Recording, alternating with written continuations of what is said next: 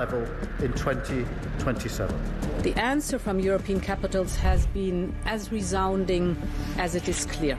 We are in an era of rearmament to respond to the short-term urgency to act and to support Ukraine, but also to address the long-term need to take on more responsibility for our own European security.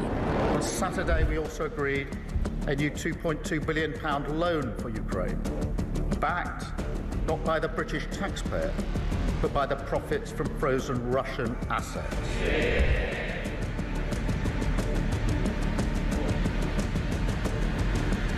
It is my pleasure to bring from His Majesty the King a letter. He sends his best wishes and his regards, of course, but he also asked me to bear this letter and bring it to you.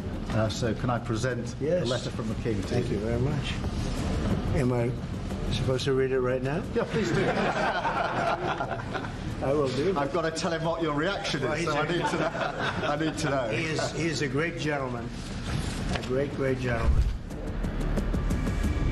He said he thinks the war's going to go on for a long time, and he better not be right. Well, I just think he should be more appreciative, because this country has stuck with them through thick and thin. We've given them much more than Europe, and Europe should have given more than us, because as you know, that's right there, that's the border. What kind of diplomacy, JD, you are speaking about? What do you mean? I'm talking about the kind of diplomacy that's going to end the destruction of your country. Yes, but if you are not Mr. President, with respect, I think it's disrespectful for you to come into the Oval Office and try to litigate this in front of the American media. You're gambling with the lives of millions of people. You're gambling with World War III. You're gambling with World War III.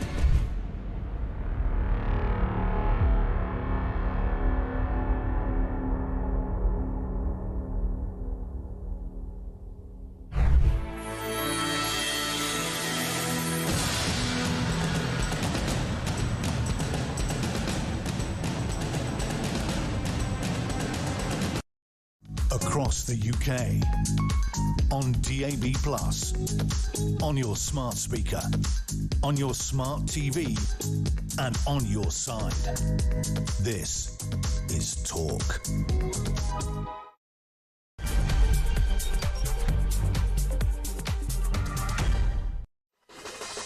Very, very good morning. This is amazing. It's just gone 6 o'clock. We're live across the United Kingdom. Morning Glory is on. And let me just, if you're tuning in thinking, where is the legend? He is in New York City. And in true Mike Graham style, I've just been on the phone to him.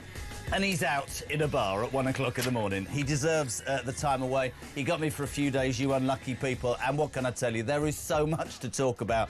I am told we've got so much coming up. I need your calls, right? 0344 499 1000. I like your voice notes as well. Get them in. This is the show about voice notes, OK? 0344 499 1000.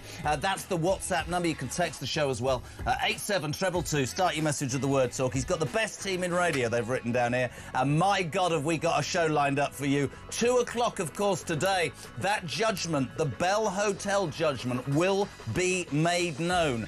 We have a Home Office, ladies and gentlemen, who are saying, and I quote, the thoughts and moments about being a migrant is more important than British people. That's what they're saying. We'll find that out at 2 o'clock. We'll go through the papers. We'll do it all. It's Morning Glory, and it's on, my friends.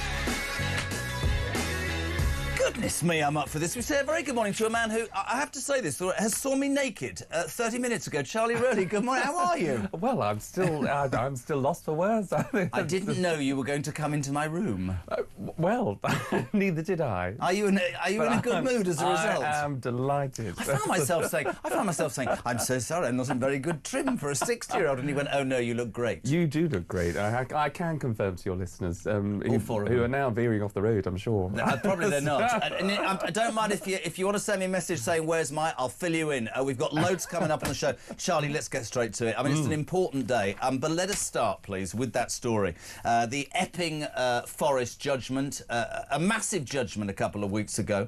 The local council there taking the Home Office to court. And I think to put it into context, 2 o'clock this afternoon, the Home Office is going back to court to argue that asylum seekers' rights outweigh local concerns. That's the Home Office that's supposed to what? Protect, look after and be strong for the United Kingdom. Exactly. It is the Department of Homeland Security. Yes. Home is in the name, folks, Yes. you know. And if you can't look after people who are British residents, if you can't look after local communities in the UK and you're prioritising people who've come over on a small dinghy, who you don't know who they are, you don't know where they've come from, you don't know what conflict they're fleeing, they don't even know their own age, or they certainly do, but they don't tell you the right one. And yet the Home Office is going to court, spending even more of taxpayers' money on trying to fight what is clearly against the will of the people, which is to close down these hotels in local communities. It is beggars belief. There was clashes again last night outside the Bell Hotel. Both sides. I mean, we try and be as balanced as we can, but I struggle. I struggle to not understand how the average person cannot say in this country, right, look, we're good to help people, but at the end of the day, we're skint. We can't afford the interest on the debts we've got, and people in this country are suffering. And we know these people are... Do you know, I said this to somebody the other day, right? If I was in a war-torn country with my wife and kids and there were bombs raining down on my head, I wouldn't leave them there, would I? I'd bring them with me. This is illegal young men coming to this country because we're as soft as anything and taking advantage. How do you think the judgment goes today? It's a difficult one, isn't it? It is, because I actually think, I hope, well, as much as everybody else, the decision will be upheld, because the change of use of the hotel is where the judgment has come from. That's the political, the legal judgment. The legal, because you know, you're supposed to, if you have a change of use, you're supposed to consult the local people, and this is a planning issue, so it's, you know, it is quite a nifty way. But it'd be very interesting, without being conspiratorial, whether the institutions and government put pressure on this judge, or whether the judge is as brave as the judge last week. But we'll bring you that live on a talk from 2 o'clock. Now, of course, all the newspapers will start with the Sun. Fantastic headline. When I read stuff like this, right, I honestly think I'm living in a parallel universe and that I've lost the will to live, right? On the front of the Sun, more brilliant work by Thomas Godfrey. We'll try and get him on later. Balloonacy is the headline. We are allegedly, and I mean, again, thousands of pounds being blowed on hiring staff, you ready for this, to teach balloon craft and floristry to migrants facing the boot. Painting and hairdressing tutors and a gym boss are also wanted for Heathrow's Immigration Removal Centre. 160 grand a year this is going to talk. So we're basically saying to migrants, come to this country, we'll teach you how to paint, to dye your hair, we'll teach you how to blow up balloons so that you can go to a kid's party. Why would you want to send a migrant to a kid's party? I mean, the whole thing is so ludicrous. And when people tune in and they hear this stuff, they must go, why am I about to get in my car and go to work and pay my council tax and get my kids to school and sit in a traffic jam? The world's gone nuts, man. Totally. And those 4 roles, it says, plus a vocational skills tutor, amount to £165,000 a year. that is 41,000. I did the maths out. Well done, dear. £41,250 per role. £41,250 for somebody to teach someone that's coming to this country illegally how to blow up a balloon. Now, that is... I mean, we laugh about it. We laugh about it, Exactly. but it's barking mad. Totally. Hold on a second. Sarah Pochin from Reform already on the text message this morning. Look at this. Have a great show, Jez. Looking forward to see you and Mike at conference. She's up early with the lot. What do you make of this balloonacy? A great headline on the front of the Sun. I mean, I know we joke about it, but job ads to teach flower arranging to men who aren't here legally, who have come in without any vetting. 0344 499 1000. Text to 87222. Start your message with the word talk. We've got a clip of a hotel owner, Samuel Leeds, in Cambridgeshire, trying to explain to people just what this is like for local communities. Let's see if we can play it now. They want me to house illegal immigrants in my 26-bedroom hotel here in Cambridge. I was offered by a company that offered to pay me £35,000 per month for almost 7 years. That's a lot of money. And they were going to use it to house illegal immigrants. And I said, no. Now, commercially, does it make sense? Well, I don't care if I make more money or less money. I want to run it as a hotel. On principle, that's what I decided. Sometimes you have to stick to your principles and put your values over money. It's unbelievable, right? That's £2 million. I did the maths there that he's turned down because of principles. How many people would take that money, though? And where is all this money coming from the Home Office when we don't seem to be able to provide the most important rudimentary things for the people of this country? I keep using the phrase on Drive, indigenous population. But the whole reason this migrant crisis is where it's at is I think, you know, for years we've always done the right thing, OK? But we're skinned. We can't afford the interest on the debts we've got. So if you say to your population, thanks for paying your stamp, thanks for doing everything, but you know what? We're going to screw you. We're going to make sure that you're having a hard time and we're going to favour other people. It just doesn't sit, does it? Totally. And there are two things there. I mean, fair play to that chap Unbelievable. there, who's sticking by his principles, because in the long term, if he did lease out that hotel or that property or whatever he's got there, he would lose business in the long term because people just would not go back to the area. And I think that's why people are now recognising, actually, doesn't matter how much money the Home Office can throw at me, I'm not going to take that bung because in the long term it's not in my interest. But you're absolutely right, Rick. It is about fairness, and British people will willingly, brilliantly open up their homes to people that they need to, like the situation in Ukraine. But when it becomes too much for people, when you're seeing... It's a what's it take, isn't it, out of the British public? Exactly. I don't want to go into it too much, but when Ryland Clark, bless him, on ITV's This Morning, has the ability, gumption, or whatever you want to call it, stupidity, some would say this morning, to actually sit there yesterday and say, this is unacceptable. Let me tell you, from somebody who worked at ITV, that would have shook the very foundations of that woke institution. I think the British people are speaking. Graham's in Enniskillen. If Cooper gets this injunction on the Bell Hotel Jez overturned today, there will be widespread civil unrest. That's nothing that anybody wants, but I think the government, whatever colour, need to understand the people have reached a seminal moment, and they are at the end of their tethers. Only because, right, Charlie, they look at what's going on in their lives and they go, oh, hold on a minute, I'm at the back of the bleeding queue and I've never had a handout. I've never broken the law. Margaret's on. Morning, JK, up with the lark. Yvette Cooper should resign today or Starmer get some balls and sack her. She's useless. The Home Office, let's repeat that, in every single newspaper today is basically saying the rights of migrants outweigh the rights of local communities. Disgusting. Now let's talk about a story that we broke on Drive last night. Came in this morning. Christian and I just like open-mouthed. I'm going to read this in as calm a way as possible, ladies and gentlemen. Stand by.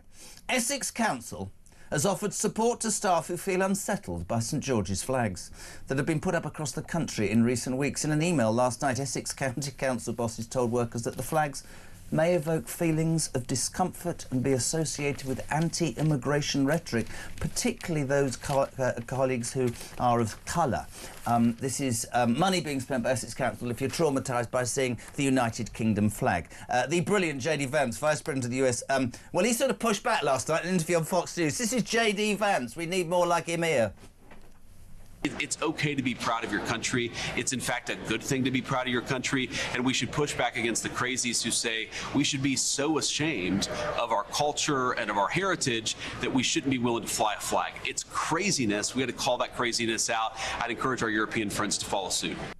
Why does it take a man, the Vice President of America, on Fox News to speak what most people think? I don't understand this, and I'm going to end up sounding like my dad, who obviously doesn't sound like that because he's dead now. But the truth is this, right? My old man would be saying, what's wrong with being proud? All I ever hear is, oh, it's been grabbed by the far right. Why can the Scots and the Welsh and the Irish fly their flag? Why can I not fly the Union Jack? If you go to America, it's on every house, and yet we have councils in this country say, oh, you'll be traumatised, or there's a health and safety risk. Tosh.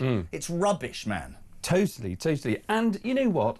Let's suppose that there is a group of people who are on the far right that use it as a symbol for their good. You know what that is for them? That is not the majority of people who are proud of this country, proud to fly that flag, that know what it means totally. And you're absolutely right. Go to America, you see the flag everywhere. We should be having our Union flag raised above public buildings. They should be in schools. It should be about waking up in the morning and knowing that you're making a contribution for you and your family and to serve your country where you need to and where you can. But you're not, because you're waking up now in this country and thinking, why do I live my life correctly? If you're a veteran, I see one every weekend. I go to the same town on a Saturday morning. Mrs. Carr sends me off with my list, and he sat there. Whenever I say, do you want the meal deal? He says, I'll have the Mars bar. It makes me laugh. He did 14 years, mate. He's on the street.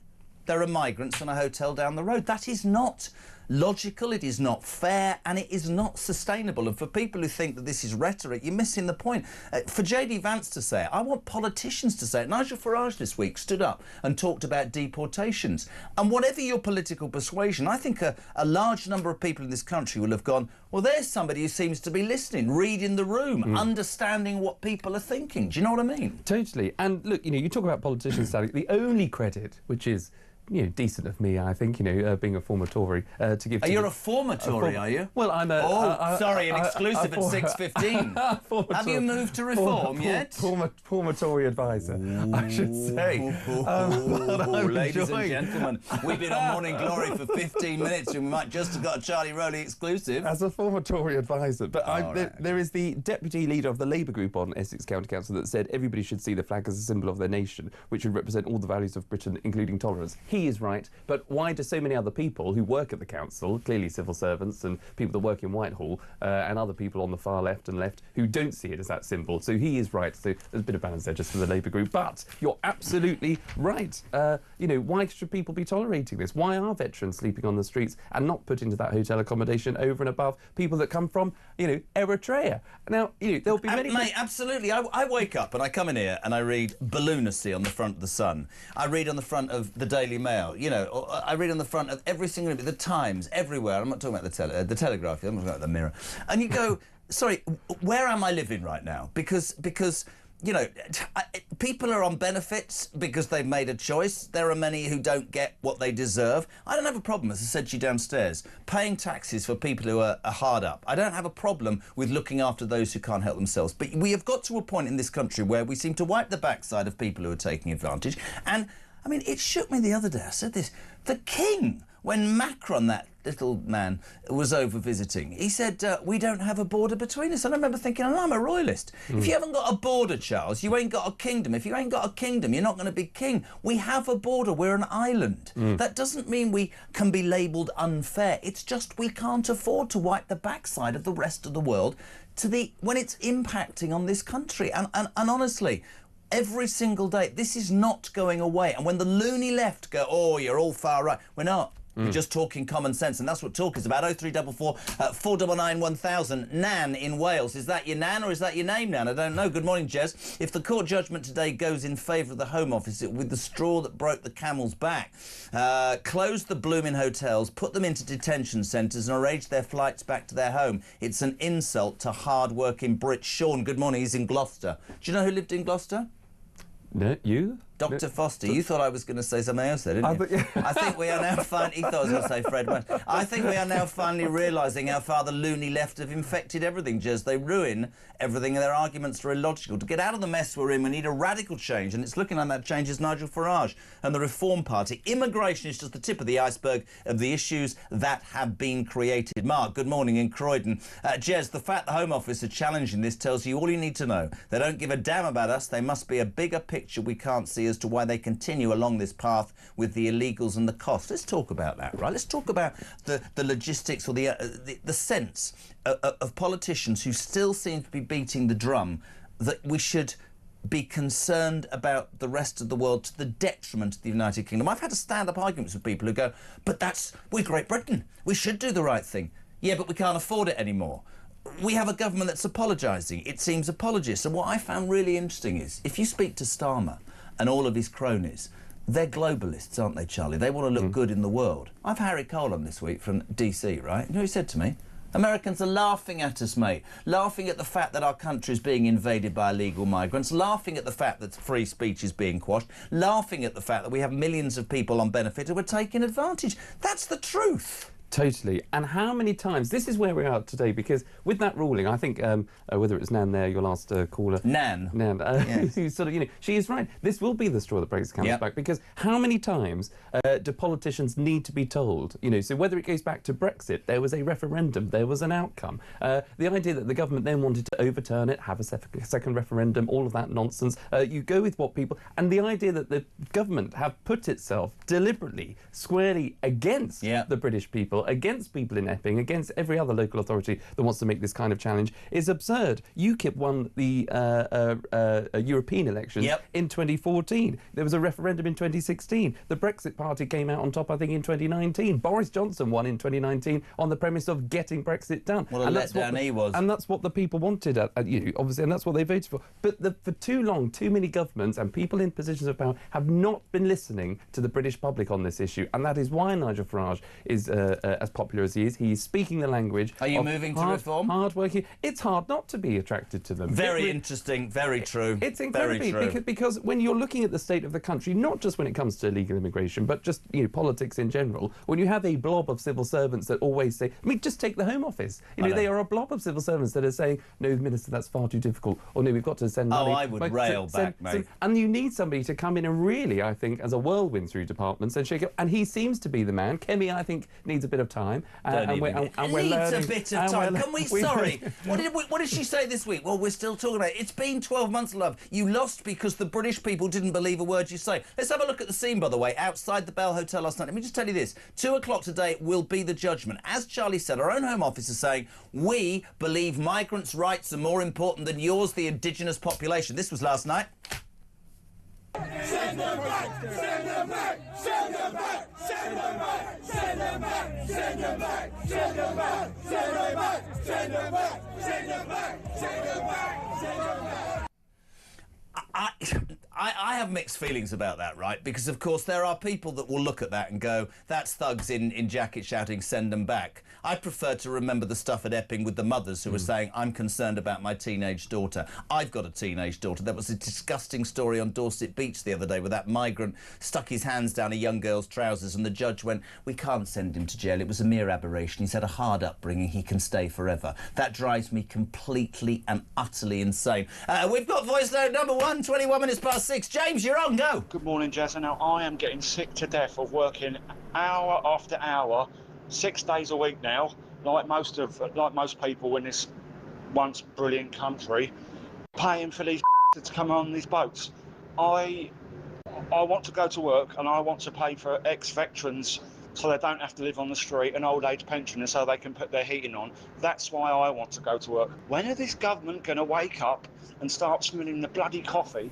I completely agree. Talk morning, Jez. Jeff from Lincolnshire. I get up at 4 a.m. every day. I do an average 60 hours a week, sleeping in my lorry away from my kids 4 days a week. I served in the Navy, submarine service, 11 years during the Cold War. My wife is a nurse, never been on strike. We earn a decent wage. We, yes, have our own house. Why then am I struggling to pay my mortgage and my bills that everybody else seems entitled to? This country is a laughingstock. Do one, Starmer. Take your lemmings with you. There you are, hard-working people who are going to work this morning to do what's right, to pay their taxes, to make sure their kids are clean and fed and healthy and all those sorts of things. Why would you? That's what I hate about this scenario. Why would you live your life correctly when this government and these institutions seem to go, do you know what? It's more important that a man who walks onto Dorset Beach, right, gets to... Has anybody stopped and thought about that 17-year-old schoolgirl, the PSD she'll have for the rest of her life? When I see all these people jump up and down and talk about women's rights, where are they talking about that girl? No, they're on the back of all migrants, poor migrants. No. What about the court? Oh, well, she's English, it doesn't matter. I think we have reached the most extraordinary moment in our history. It's 6:22. We're live across the UK. Raleigh Choli, I'm joking, Charlie Rowley saw me naked 40 minutes ago. He's never been so up for it in my life. We're here. Your voice notes 0344 and your text 87 222. We're coming back in 3 because already I need a wee. See you in a bit.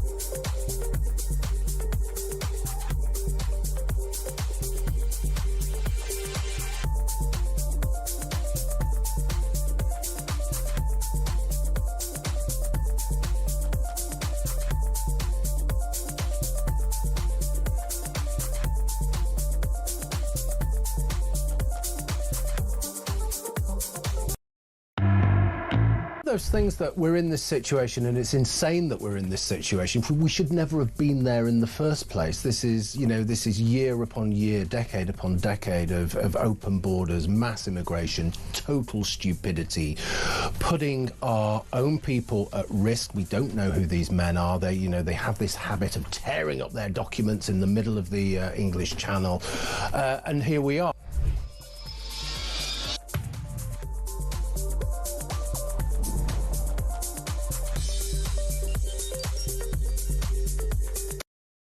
Across the UK, on DAB+, on your smart speaker, on your smart TV, and on your side. This is Talk.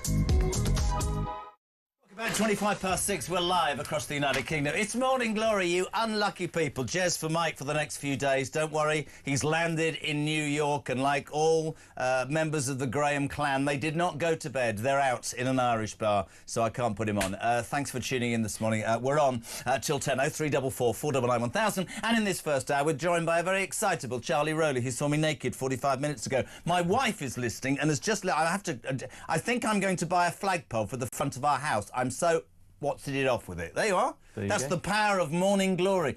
Joe says, Jez, every single person who supports illegal migrants over British people should open up their homes and look after them. Practice what you preach. There you have it. I wonder whether this elite class in Hampstead, who've never been north of Watford Gap, and I'm talking about Starmer and his cronies, what would they do if there was a migrant hotel next to their multi-million-pound houses in Hampstead? Serious question. Yeah, well, I think they probably wouldn't want one there like everybody else. But you're absolutely right. You know, there will be people out there who have opened up, particularly, you know, when it came to Ukraine, they opened up their hearts, they've opened up their homes, because it's the right thing to do. When it was the right thing to do. Exactly, because as British people, we are fair, and we can recognise when there's an issue, and we get to the, you know, shoulder to the wheel, and we'll make a good go of, you know, correcting it or dealing with it. But when it becomes unfair, systematically unfair, day after day of people coming in, taking us for a ride, you know, those other callers that wake up at 4 a.m, you know, they work hard, they play by the rules, they do the right thing. That's my point. Why would you? Exactly. You know, these are hard-working people. These are people, you know, someone was in the NHS. You know, somebody who served the country. You know, now, what is the point? Your taxes are going up, crime is going up, you know, there isn't hotel accommodation or any kind of accommodation for exceptions. It is all one-way traffic. It is wrong, and that is why you're seeing the pushback from so many people. They're right to push back, and that's why the judgment this afternoon, I think, is so important. It's going to be massive. The judgment, 2 o'clock, live on Talk. Steve's in Sussex. Jezza, the problem has been caused because the English have never flown their flag except at football. Apathy of the English by not standing up for themselves has caused this. I've had a flag on my house for years, no problem, sod them all. There you go. Now, let's look at the people that are, in fact, our bosses. Let's look at a little snapshot of the politicians that lead this country. There was some extraordinary footage of our Angela this week. Who can forget? I'm sorry, in front of the Telegraph. There she is again, look. Front of the Daily Telegraph, Angela Rayner.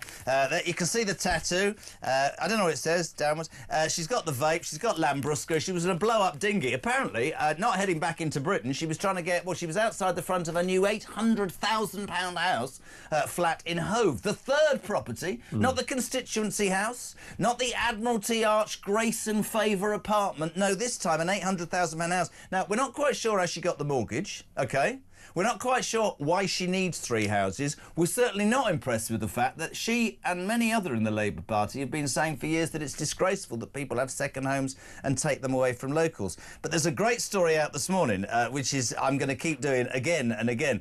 Apparently she saved 40 grand in stamp duty on a new seaside flat after telling tax authorities that now in Hove was her main home. Not the constituency home, not Admiralty Arch.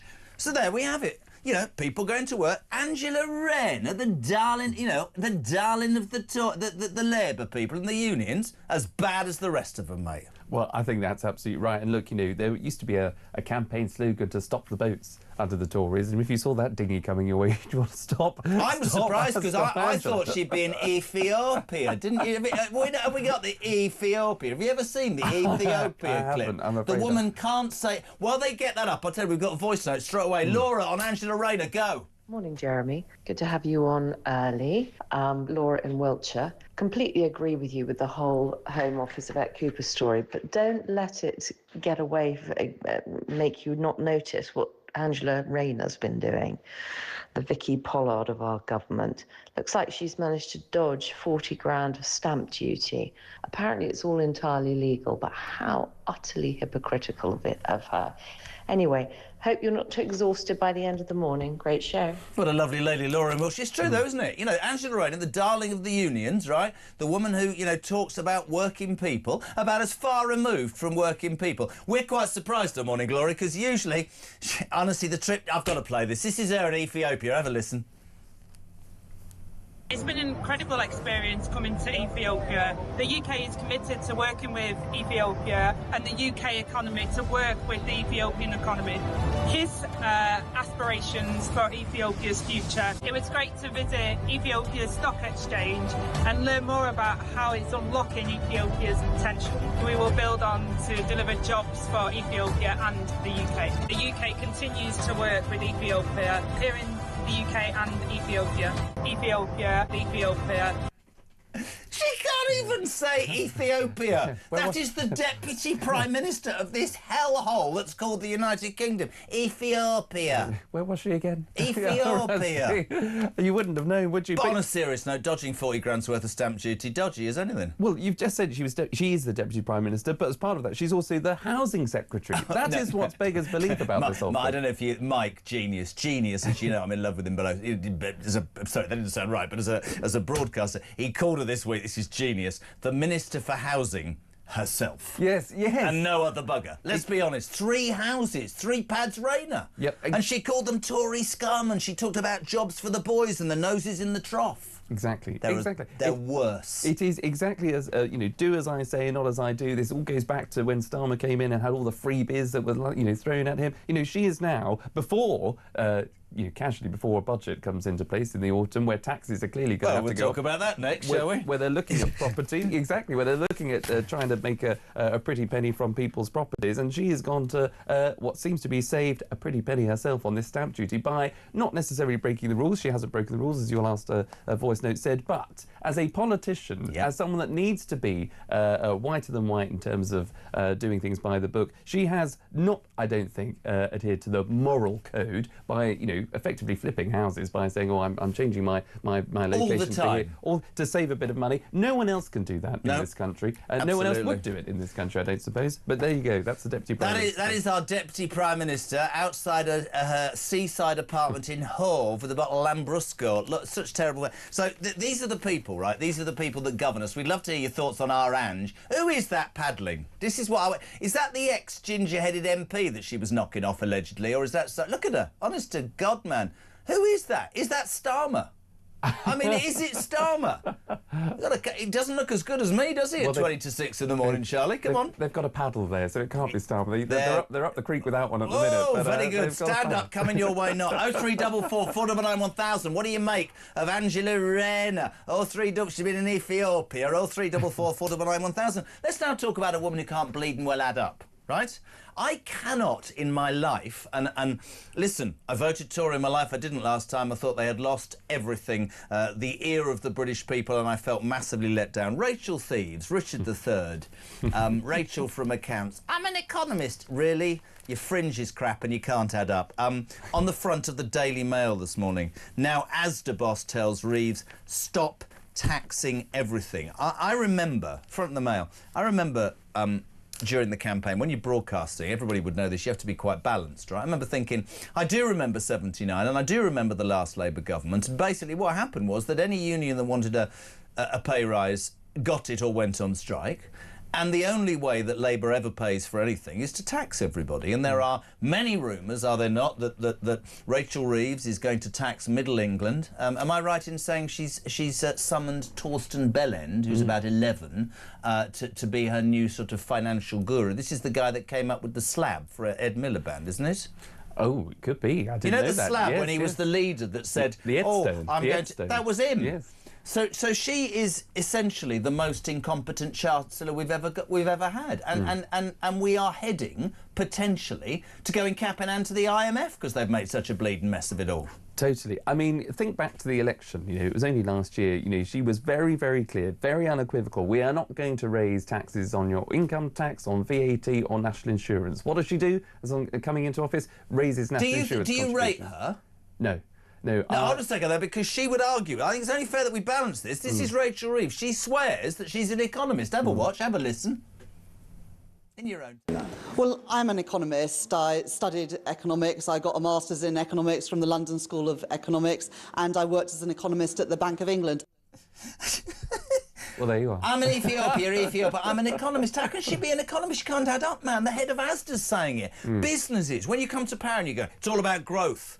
Well, then why are you increasing NI on small and medium-sized businesses? You're screwing the economy. You're not helping anybody because they haven't got a plan, man. No, exactly. And that is even more frustrating because they've had 5 years. You know, when Starmer came in as leader of the opposition, you know, just like Yvette Cooper, you know, she'd been the Shadow Home Secretary for a long time. She'd been chair of the Home Affairs Select Committee. You would have thought they'd have a plan as to what they're going to do. I'm actually really surprised, on a serious note, how little plan they had. I mean, they had Sue Gray. It was going to be the first 100 days. You know, they always say that in new parliaments. I mean, she'd gone before 100 days had even been through, and they've been saying, I can have such fun this morning. I mean, Rachel Reeves can't add up. Angela Rayner's screwing us over stamp duty and drinks Lambrusco, and I haven't even started on the next Ed Miliband. I have a real issue. Today there's a story in the Telegraph about Islamophobia training for staff. I just want to talk about yesterday, earlier in the week, energy bills went up again. Again, let's just talk about the sensible, common sense answer to this, and I'd love you to help me out because nobody can. So you come to power and you say, I'm going to lower your energy bills, and the way you're going to do that whilst caring about the you know, green issues is you're going to create wind farms. But the problem with wind farms is it doesn't blow enough to create enough electricity. So the downside of that is you then have to import it from somewhere else, which is more expensive, so your bills go up. But worse than that, if it blows a hoolie, which it does occasionally in this country because there's never any balance, that makes it go too quickly and it creates too much and we can't store that, and then it costs too much money to turn the bloody thing off. And yet all this while, underneath the ground, we've got oil, gas and electricity that we refuse to do it because it'll upset the friends of the earth. Again, madness, Charlie, madness. And I've got no explanation for it, Jeremy. He is the biggest idiot. Honestly, he's even worse than those two. This is him saying, I will lower your energy bills by £300. Go. This was based on independent modelling, which is what we used in the election, that said that bills would be up to £300 lower in a clean power system. And what I was going to say, Naga, and this is really, really important, is we now have the National Energy System Operator, the independent body that has looked at these plans and says it's achievable, which is really important. It gives us energy security, it will lower the cost of electricity, and it can lead to lower bills. So we've seen a Deputy Prime Minister who's taken the mickey. We've got a Chancellor who can't add up. And we've got that, right? This is what Starmer said before the election about the reduction of bills as well. Have a listen, another liar. Now, clean British power is, you know, renewables, which is about a third of the price of fossil fuels at the moment. And that ought to bring down the household bills by about £400 for each bill, but that's a permanent drop. This is the big difference, I think. Sorry, I know I'm obviously missing the point this morning. So that's 4 of them. Lies, unintelligent. What are the British people, and actually on a serious note, supposed to think? They see that rubbish, those lies, blatant lies, and then we go back to what's happening in this country. We go back to the fact that the Home Office today is challenging what the British people in Epping went to court to get. They wake up to a headline on the front of the Sun saying we're going to teach party skills to migrants. And people go, hold on a minute, we've got incompetent idiots running us who... I mean, we've got a business secretary who said he was a solicitor. We had a transport secretary who nicked a mobile phone. What did we have? A corruption minister who's being done for corruption. And we had a homeless minister who said it's absolutely dreadful and threw people out of the flat that she owned to get more money. Farcical. Totally. You know, politics is simple, but it's not easy. I think it is easy. Be honest, stand up, take it. ups and downs, go on the journey, do your best. Yeah, totally. But the one thing that you need to do is, well, do what you say you're going to do. And if you say you're going to lower people's energy bills and they go up, don't then gaslight the British public by saying, oh, we're going to continue to get them to come down, when they're not. Don't say we're going to tackle the immigration crisis and then see thousands more people come into the country illegally. Don't say we're going to be a government that's going to go for growth, to cut people's taxes, only then to put up taxes later on. Who do you think you are? Do not take the British public for fools. That is they exactly... see through this, and that's what angers so many people. I completely agree. Morning, Carl. Carl from Richmond. Why did I do that? It's posh there. The guy just offered 35 grand a month for his hotel is not just crazy, and well done for him for keeping it as a hotel. It should be. He's keeping his industry alive. But the worrying thing is he was offered it for several years. I've heard of another offer for a rental house in North London for 10 grand a month for migrants for 10 years. This is not fixing the problem. This is committing to an ongoing problem. Lynn, morning, Jez. I'm so furious with this government. I'm going against my wishes to get rid of these migrants. I'm considering not paying my taxes. Listen, I can't advocate anything like that, but I absolutely understand people's frustration. You know, hold on a second. We're doing everything right. We're being screwed. Dave in Swanley. Do we know where Swanley is?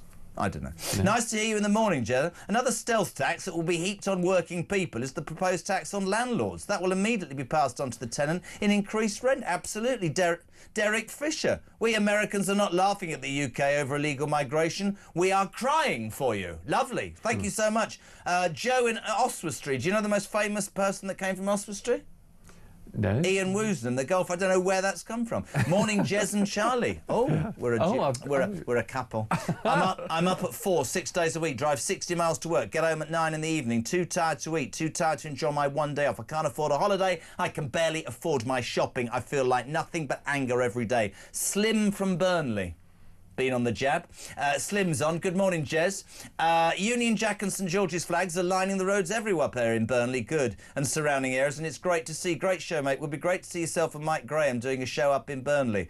Well, news about our live show coming in the next hour because tickets go on sale this morning. I'll tell you more about the world of common sense with Jezra Mike very soon. Nicola from Norfolk. Morning, Jez. I'm sick of Labour politicians justifying their breathtaking hypocrisy by claiming that their nose in the trough antics are within the rules. Anyone with a scintilla of moral code would not do it. Change the bloody rules. I'm so let down by the political class. That's the problem, right? Totally. And just going back to that chap from Burnley. Burnley is an area traditionally of Labour heartland. The hard-working people that are, you know, traditionally working class, that have voted Labour all of their life. And they switched to Boris in 2019 because they thought that might have been a break from the past. What a letdown that was. It turned out to be. And that's why, you know, people voted for any old change, which happened to be this Labour government, but people in Burnley, people in the north, people up and down the country that in traditional Labour heartlands are switching to Reform. They are going that direction. Well, on the basis of that, I've had a big leading light in Reform text me. I've just heard Charlie Rowley say that he could come over to our side. Is that right? Who's this from? I'm not telling you. Is this true? Well, of course there's an attraction. Of course there is. They are doing all the things that I think the British public will want to hear. I think they're showing the British public that they are listening and reading the room. Totally. Whether it's right or wrong, ultimately whether it works, what we're saying is, right now, you get the feeling that Farage and his friends have got their finger on the pulse, right? Exactly. They are always, at the minute, one step ahead of the game, and which is key, because they know, they've identified the problem, they know what the public are feeling, and they've got a solution for it. Their optics, the way that they're presenting themselves... Oh, that was my phone. Did you see the Farage? I didn't know what you said, Christian. Sorry. Did you see the Farage thing with the big flag? Totally. I thought the most amazing thing, Mike and I were in the bar thinking that nobody from the police or anything tried to remove it whilst he was speaking. Oh, well, yes. Can you imagine? Because that's what you kind of expect from police forces. I am going to go to a break on Morning Glory, but I have saved my ire for the next story, which is about that incompetent, ridiculous, meaningless Ed Davey, who this morning has admitted, I'm not going to the banquet that the King's throwing for Donald Trump because God told me not to. What an absolute bear. Back in 3.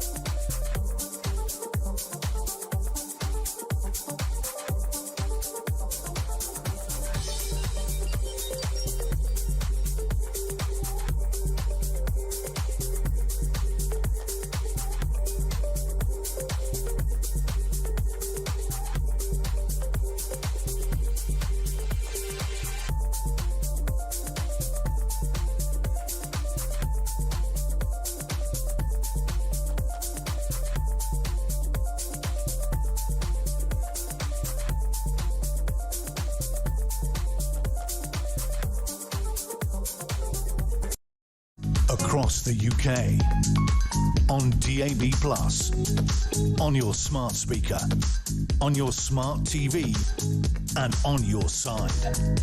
This is Talk. 6:45, we're live across the UK. It's Morning Glory. JK for MG. He's in New York. He should be in bed. He's in an Irish bar. Brilliant for him. 0344 499 1000 is the telephone number. Text to 87222 or send a voice note. You can do that. Christians, they're right up for it this morning.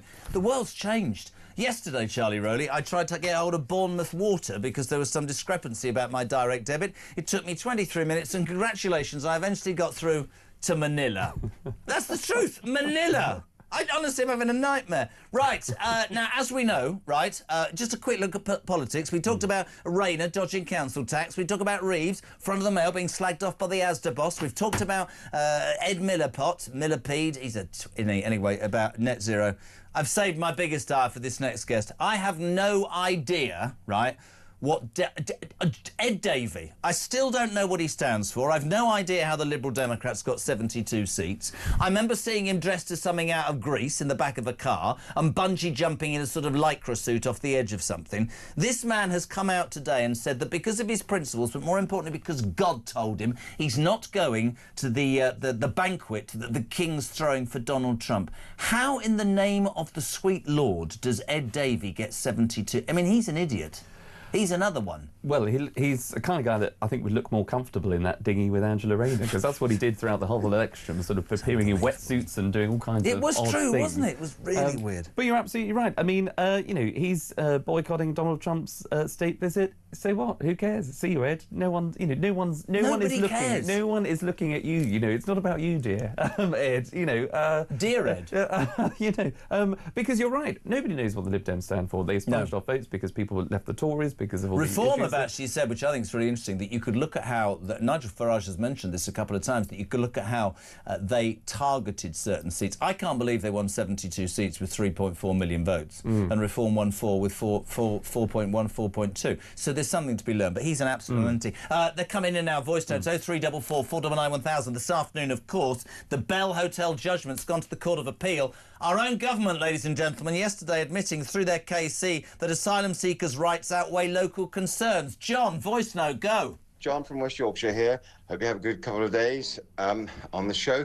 Listen, this thing with the government and Epping Forest, if they win, that'll undermine planning law across the whole country, because we're based on case history in this sort of law, and therefore it'll mean that anyone who wants to do anything as a change of use with any part of their buildings or anything in planning law will be able to use this finding, if it goes in the government's favour, as precedent.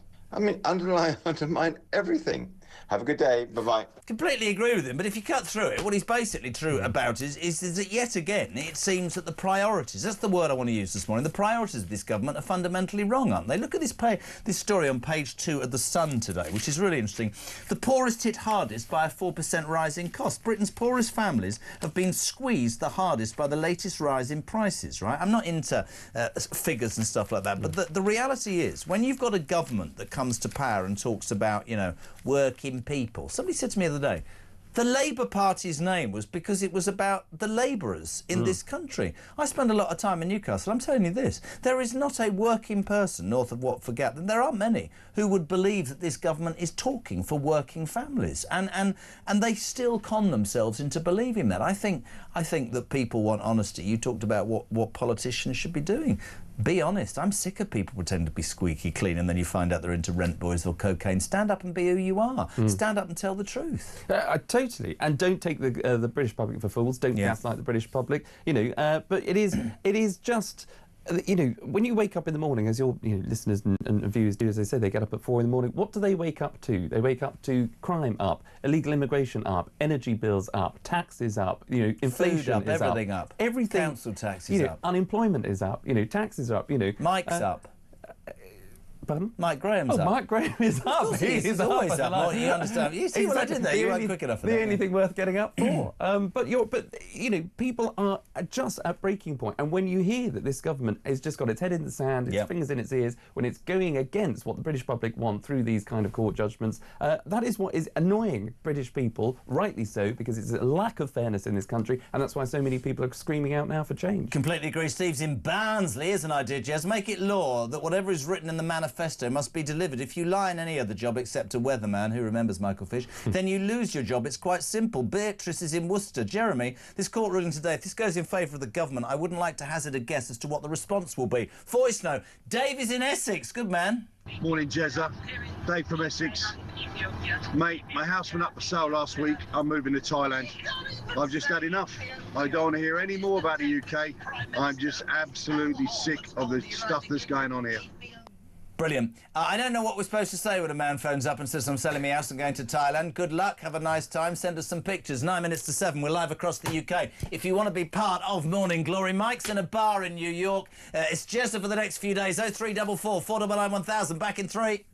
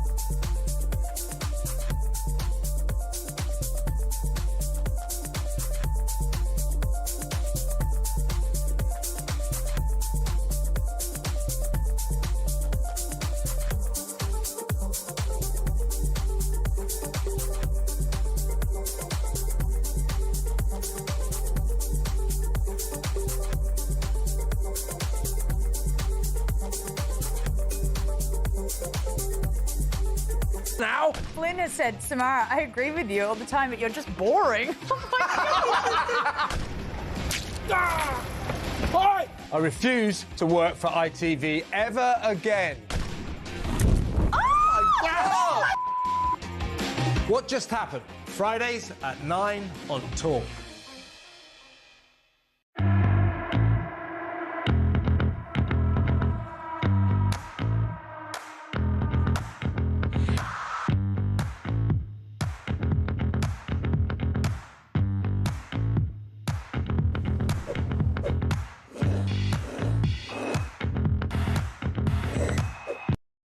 Across the UK, on DAB+, on your smart speaker, on your smart TV, and on your side. This is Talk. I wish you could hear what's going on, actually not on air. Brilliant. 5 to 7, we're live across the UK. Morning Glory is on. Jez says, Mick, this is good, Charlie. Did Ed Davey ask God when he lied to students about tuition fees and stopped our nuclear energy programme when in coalition?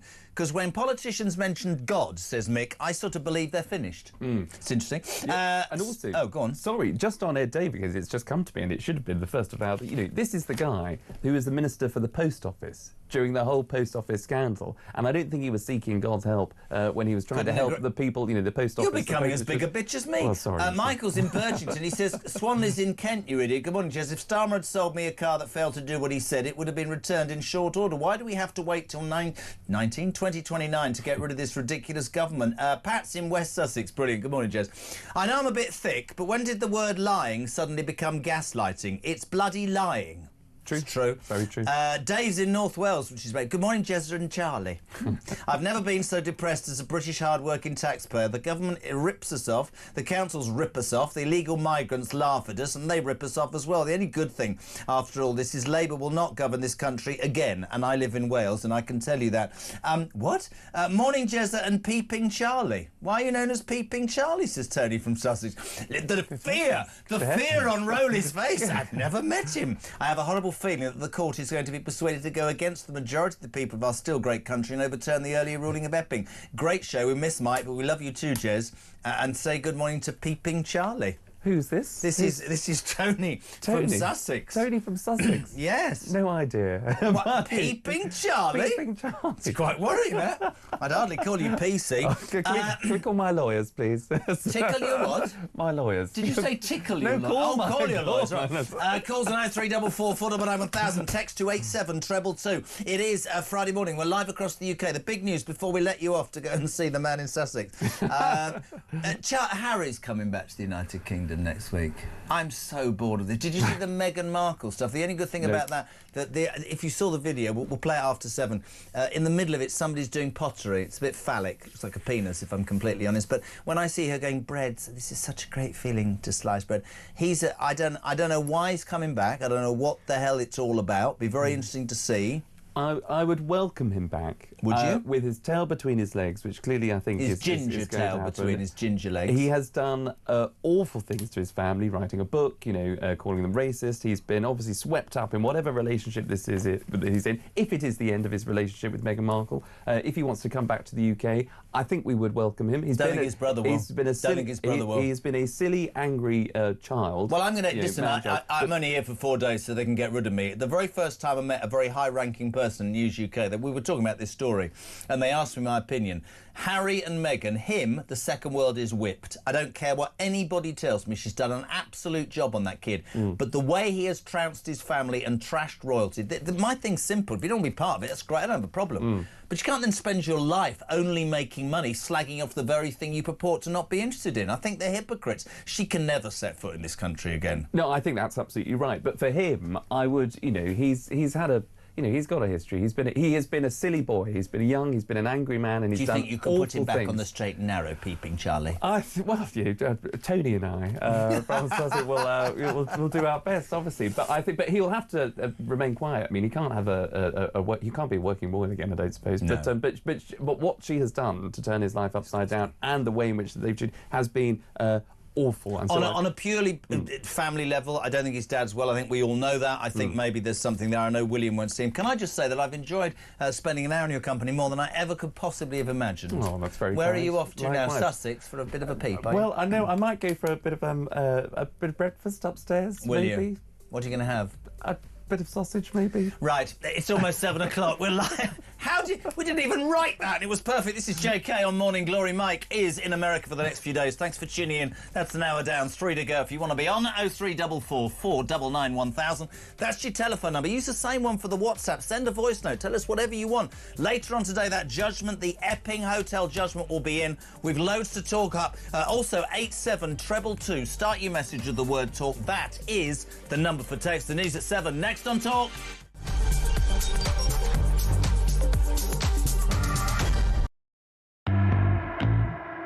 My message to people smugglers is this. I think smashing the gangs is a deterrent. Smash the gangs. Smash the people smuggling gangs. People smuggling puns. He couldn't even smash an avocado for a piece of toast. Or the people... What would the people... I think smashing the gangs is a deterrent. Well, it might be if you smashed any, if you found any. The the people smash those, the smash. And he hasn't smashed anything. I mean, literally all he does is he smashes records every sort of couple of weeks, when more and more people come in a period of 24 hours. Smash the gangs that are running this vile trade. You're never going to smash the gangs. That's something that basically is impossible. The gangs are like the Hydra. You cut the head off and another two grow. So I did write to ministers and say that I wasn't convinced that smashing the gangs was the right sort of way of thinking about things. We will smash the gangs that undermine our security. Keir Starmer has just tweeted 15 minutes ago. He says, "I know you're angry about immigration. I get it. We will smash the people smuggling gangs at source." Maybe I'll just read it all in his accent, shall I? There is no return to freedom of movement. We have left the EU. I do not accept that prevents us working with other police units here, with prosecutors here, to smash the gangs. Yeah. Well, sure, the smuggling gangs are absolutely quaking in their boots now. Keir Starmer is on their case. Solving this issue, smashing the gangs, is that the impossible dream, Tom? It really seems beyond him at the minute, I have to say. We're going to get the evil people smugglers and we're going to smash them and we're going to put them in jail. That will solve the migrant crisis. Prime Minister Keir Starmer's promise to smash the gangs has resulted in just 5 convictions. Hurrah for operating small boats. So what he really wants to say is that this policy of smashing the gangs is a total and utter disaster. There isn't a cat in hell's chance that it's going to work. You It's just can't crap. say it. It's crap. That's what he's basically saying. I know you're angry about immigration. I get it. Mark my words, I will take back control of our borders. That means cutting migration, ending the use of asylum hotels, and ramping up our efforts to stop small boat crossings. It's like a parallel universe, the real world, as told by the impressive David Bolt, and Keir Starmer and Rachel Reeves' fantasy world. We will smash the people smuggling gangs at source. Across the UK, on DAB+, on your smart speaker, on your smart TV, and on your side. This is Talk.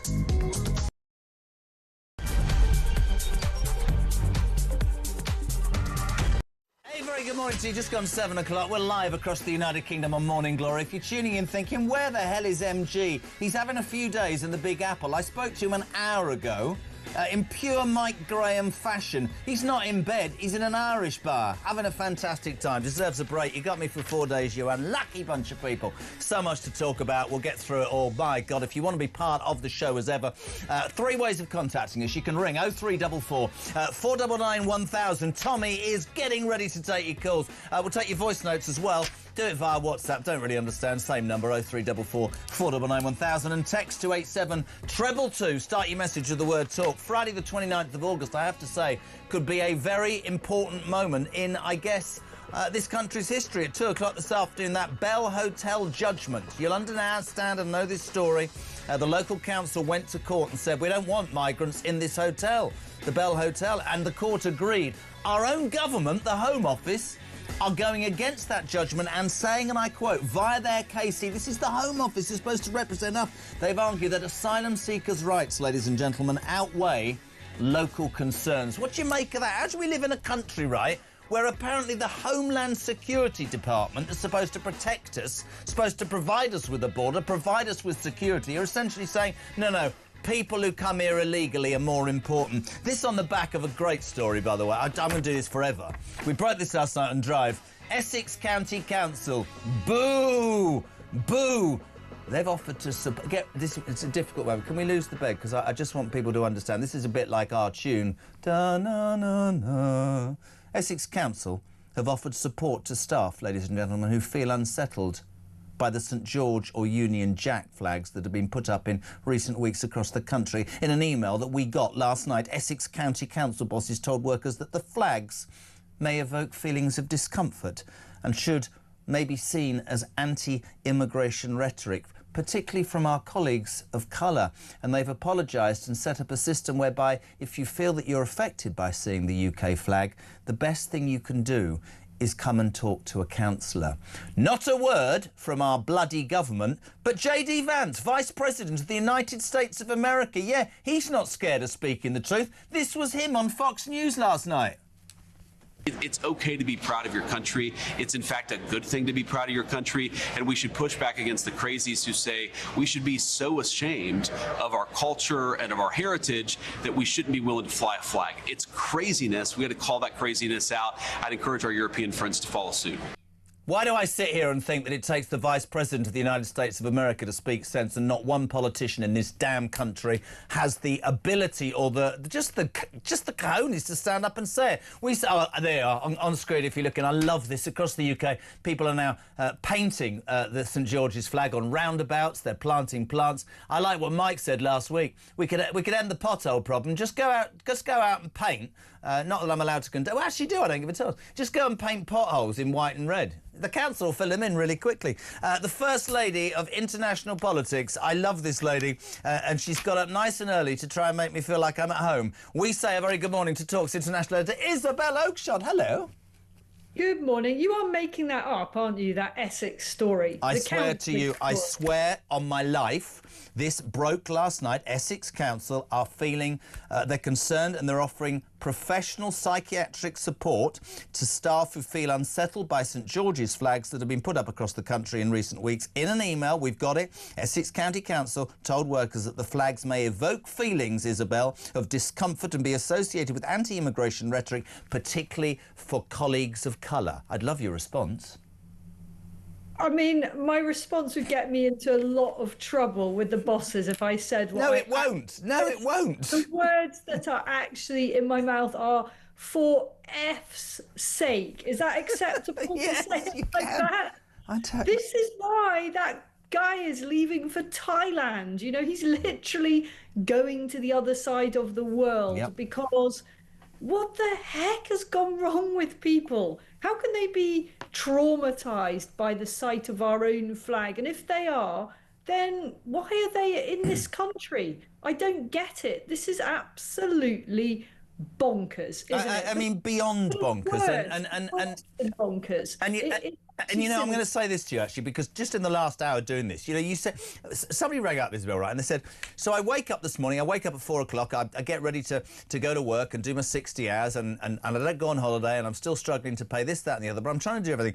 And I'm driving along, and I'm listening to talk, and I'm thinking, right, so let me get this absolutely right. And we'll talk about all the news. We've got a government that's taking its own people to court because they prefer the rights of migrants over those of locals who are concerned about, you know, unvetted men in their local communities. We're not allowed to fly our flag. We're taxed to the hilt. We've got a bunch of politicians in charge who seemingly take the mickey out of us every day. And we just seem to live in a country now that is losing both its identity and its purpose. And I genuinely, whatever political persuasion you are, I think that the British people... Somebody said something to me last week, I might have mentioned it to you before. They said that when the silent majority realise that their voice can be heard, whatever political persuasion the government is, they're in trouble.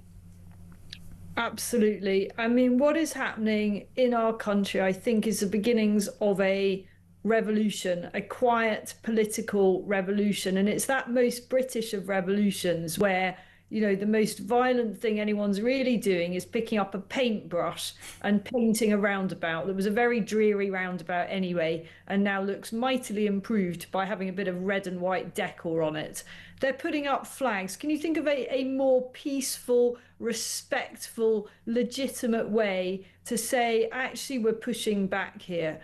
And this is not going away. It really is not going to go away. And there'll be different forms of expression of it, but people are crying out for something they can do because they can't vote yet. You know, there will be local elections next year, but for the time being, people quite feel powerless. So they've got to find something to push back. And I actually think it's been a beautiful thing, this flag thing, and councils should lean into it. Really interesting. Let's start with the main news of the day, Isabel, because I'd love your take on this. The reason I said that today, the 29th of August, could be a seminal day in British politics is, of course, later on, the Bell Hotel judgment heard by the Court of Appeal.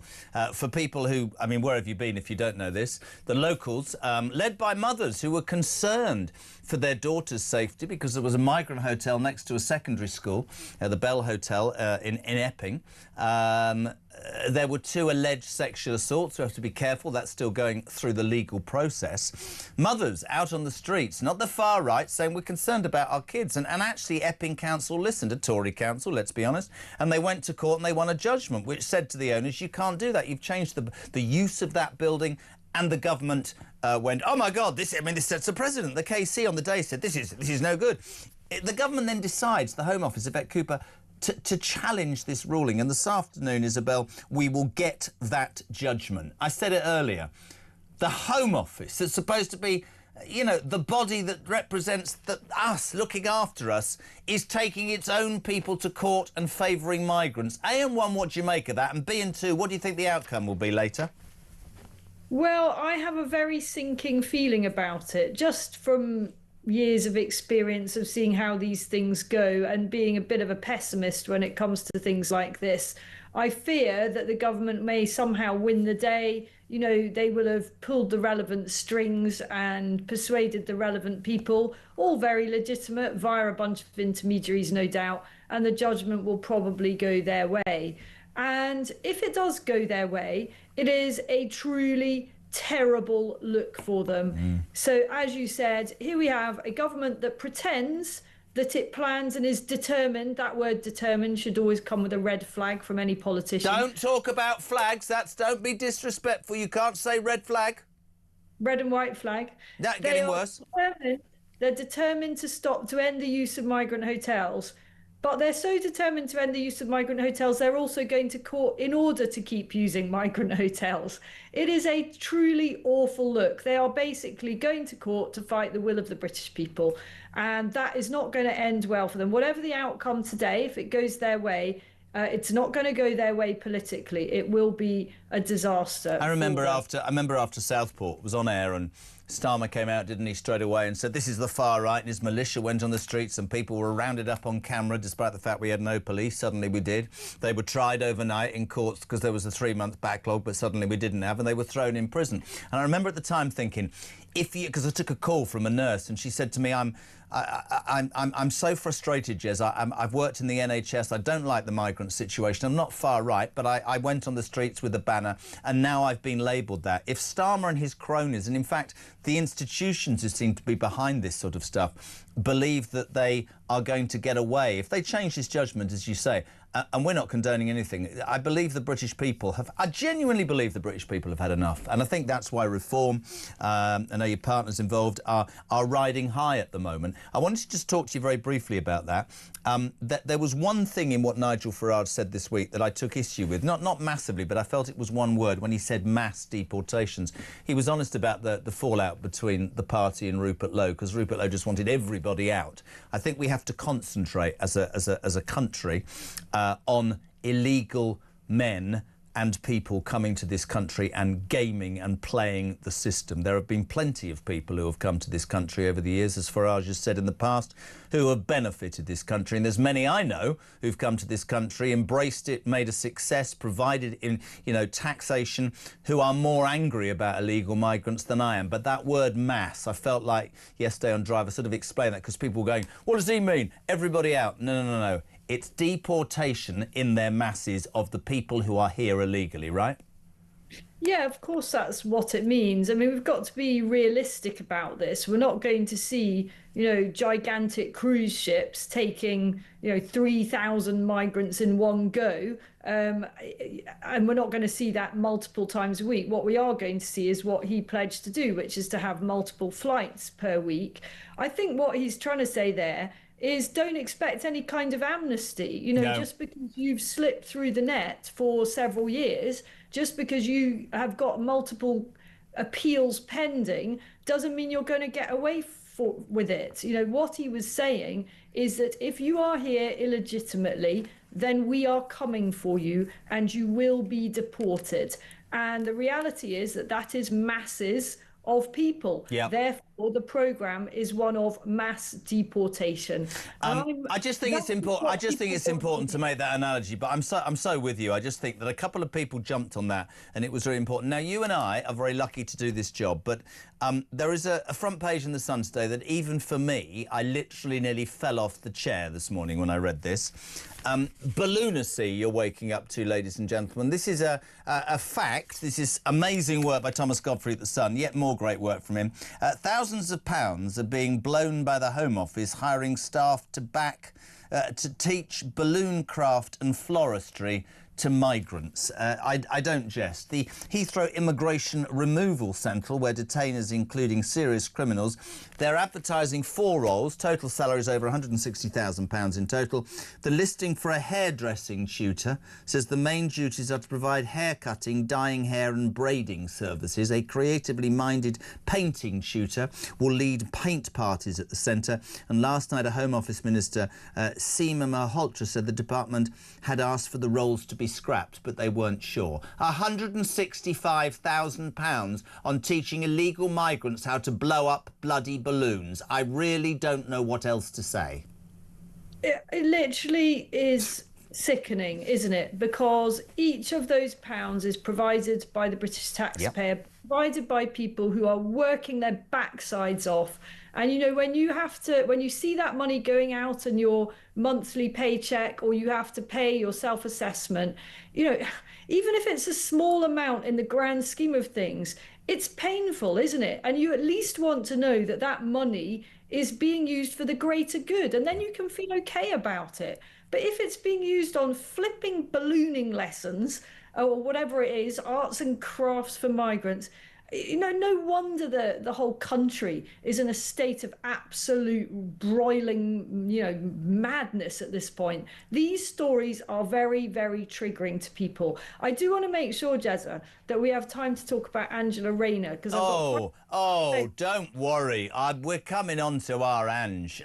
We'll do it now. You're in charge. I mean, I've got loads of messages. Front of the Telegraph, again, a lovely picture where Isabel and I were talking about this earlier this week on Drive. There she is in all her glory, our Ange, tattoo out, vape in hand, bottle of Lambrusco, ironically in a blow-up dinghy. Now, not heading over from Ethiopia to come to country, but basically in sea, outside front of third apartment. Now, I don't know if you know about this, people tuning in, but basically she's got a constituency house up north. She's got a grace and favour apartment under Admiralty Arch. Somehow, this week, it comes out that she's got an £800,000 apartment in Hove. This is from a woman who said, and I quote, the problem with all them Tory posh boys is they buy houses by the coast and locals suffer. So complete hypocrisy.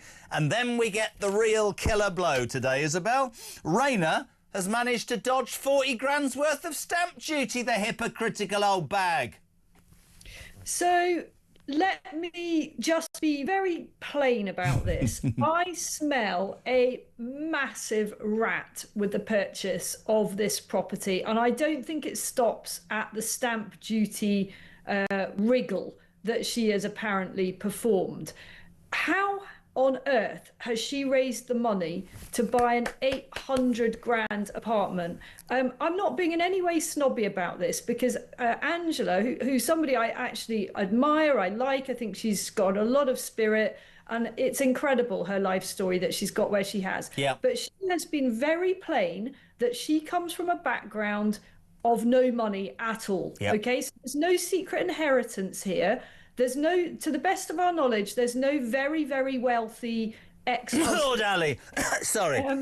So we also know exactly what her career history has been. So we know that she hasn't had jobs in which she's been able to save vast amounts of capital. That's not a thing. It's really hard to save that kind of money, even if you're a investment banker getting massive bonuses, not if you're a politician.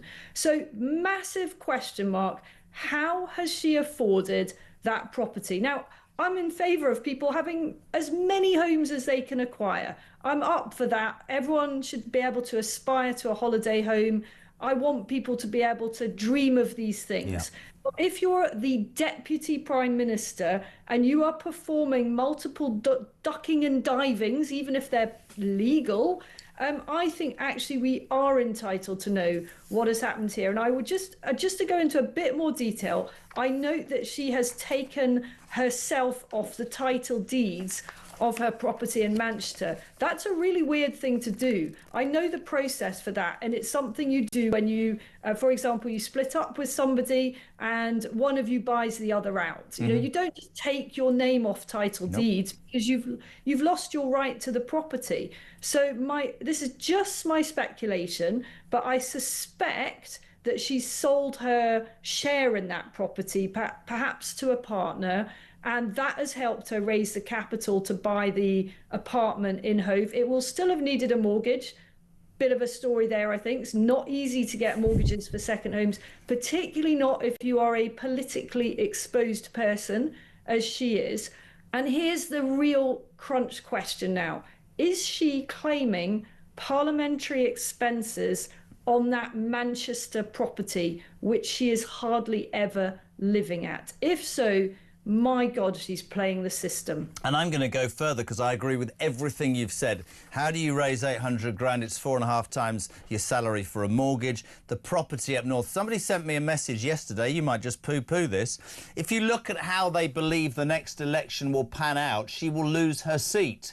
Do you think she's edging towards wanting to represent Brighton or Hove down south, which has, of course, always been a sort of liberal Labour stronghold? I've no idea. But you're absolutely right, you know. They came to... And I'm with you. She came to power as a working-class grandmother and was the darling of the unions. You know, we care about working families. We care about working people. We want to change the way all those posh Tory boys have their noses in the trough. I mean, she is the embodiment of hypocrisy now, and it ain't going to go away, and it's going to get worse and worse and worse.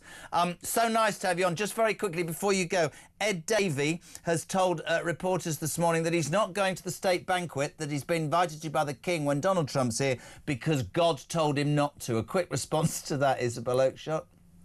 Well, I'm generally in favour of God. God's a good thing. But I'm not in favour of Ed Davey, and I'm getting muddled up between They're both idiots, to be honest. Would anyone have noticed if Ed Davey just hadn't been there? I mean, was there really a need? Well, if he turned up in a wetsuit like he did in the election a few times, probably yes. But if he turned up as he was supposed to turn up, no, nobody gave a toss. An absolute pleasure. You're as amazing early morning as you are early evening.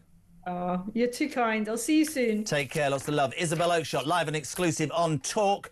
Morning Glory, JK for MG, still in a bar in America. He's texting me going, I'm having a drink, Jez. Whatever you want to talk about. We've got Matt Vickers, by the way, Shadow Home Office Minister. He wants to talk about that hotel, the Epping hotel decision this afternoon, 2 o'clock. Will the Home Office go against the British people and win a verdict? And what will the outcome be? 0344 499 1000. We're back with Morning Glory in 3.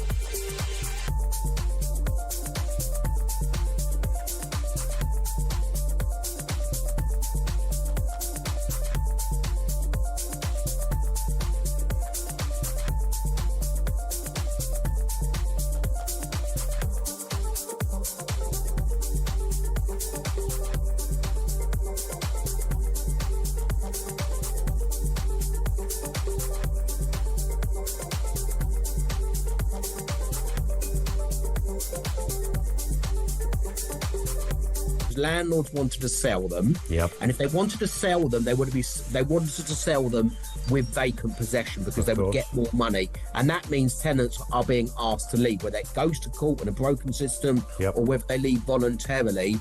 It's a worry, because landlords are needed in this industry because people need to sleep somewhere.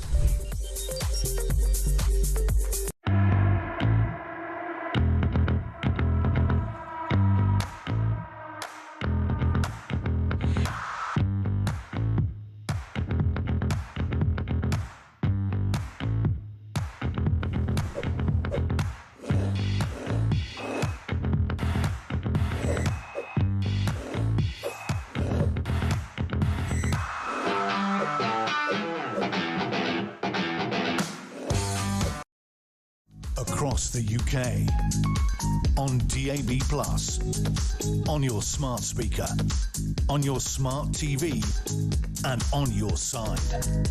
This is Talk. Welcome back, 7:26, JK on Morning Glory in for Mike Graham. Listen, next up, well, I don't know how to describe this man. He's the shadow Home Office Minister, he's the shadow policing, fire. He spends his time with his parents in IKEA because he's looking for love. Matt Vickers, good morning, welcome to Morning Glory. Good morning. Have you wet the bed or something? What are you doing up so early? Yes, I have wet the bed. That's being 60. What happens to me is, because I'm now 60, I wake up at 3 o'clock for a wee, whatever happens. By the way, get that flag down, you disgraceful human being. Very quick response, Matt Vickers, to this appalling story. Before we talk about Essex Council last night, we found an email offering colleagues that have had feelings of discomfort and associated with anti-immigration rhetoric because of flags going up. They're offering PTSD care. Essex County Council. A Tory response to that, please. You should be wrapping them in flags. We need to bring out more flags. Let them get used to it. Good man. Today's a massive day for Great Britain. 2 o'clock this afternoon, the Bell Hotel judgment, the Court of Appeal. It turns out, Matt, that our own Home Office, who I would have thought were charged or were supposed to look after the homeland security of this country, are arguing that asylum seekers' rights outweigh the concerns of locals. This is a pretty seminal moment, isn't it? This is the government versus the people. It's utterly, utterly appalling situation where you're seeing a government that's meant to represent people, put in the interests of people who've broken into this country, who've entered illegally before those local residents who are fearful walking around their own streets, are concerned about their kids walking to school and women walking here, there, in the darkness. It's just a terrifying situation that the government is on the wrong side of this debate again. Huge groups of lone men hanging around town centres, huge cost to the taxpayer. It can't go on like this. It's got to end. The judge, well, in the first instance, the judge is found in favour of the councillors, found in favour of the people, and now the government are digging in and coming back for more. It's ridiculous. What do you think? What do you think will happen? Because again, it's not about It's not about saying what people should do, but it's a powder keg. And if this judge today at the Court of Appeal is pressurised by the government or by institutions to go against the initial judgment and the will of the people, where does that leave us? Where does that leave the country? We've got to hope and pray that he's on the side of the people, actually. I mean, God knows where it goes next. But then you see the other argument on the other side. They're actually saying the reason that they need to overturn this and prevent this place being closed is because we'll see more protests. Yes, of course we will. We'll continue to see more protests as long as illegal migrants, people who are breaking into the country, are dumped in town centres throughout the country. These communities want to be heard, legitimately are concerned about what it means for them, their families and their futures. You see the impact on the taxpayer, which is wrong. You see the impact on public services, which is wrong. But you also see the impact on local economies. I went to Altrincham, where 300 places, a 300-place hotel has been taken over by migrants. The impact on the local economy is atrocious. Yeah. I spoke to local business owners who have restaurants, who have pubs. Those 300 people normally were tourists who turned up in town, spent money with those businesses, kept those small businesses alive and pumped money into that local economy and kept it going. Now, those hotel rooms full of gangs of men, lone men, who then hang around the town centre. We then see this horrendous allegation in Epping where a young girl has apparently been sexually assaulted by a migrant. This can't go on. It's got to end. We've got to get these people out of these hotels. In fact, we've just got to send them home, and we've got to send them home now. I know you're in a hurry. I don't know what for. You're going for breakfast with somebody you've met off Tinder, but front of the Sun today, balloonacy. Not only is our government fighting against its own people's desire to not have migrants in hotel, we're paying money. I mean, this isn't made up. We're blowing thousands of pounds hiring staff to teach balloon craft and floristry to migrants. They need party skills, creatively mining painting series and hair cutting, dyeing hair and braiding services. Getting up across the UK this morning to go to work to pay your taxes. You're crying, you're laughing. It's an absolute joke, Matt Vickers, isn't it? You've got to laugh, because if you didn't, you would cry. But actually, when you see the consequences for people out there who are paying ever more in tax to see it urinated away like this is atrocious, absolutely appalling. And we wonder why people are cynical about government. We wonder why people are cynical about politicians. When they see their money getting chucked down the drain like this, they have every right to be furious. Now, I know you're in a hurry, but one final thing before you go. Orange this week, lovely tattoo, a vape, bottle of Lambrusco as she was paddling along outside her new seafront apartment, 800 grand in Hove. Our Deputy Prime Minister, we discovered this morning, has managed to avoid paying £40,000 in stamp duty. We're not saying this is illegal, but this is slightly hypocritical from a woman who comes from working class roots and talks about, you know, working people and families. Are you and the Tory party that furious that you're calling for Angela Rayner's resignation, Matt? The reality is that not only is she the Deputy Prime Minister, she is the Secretary of State for Housing, Communities and Local Government. She is the Minister who is in charge of council tax and electoral law. She's got 3 places on the electoral register now. She can vote in 3 different places.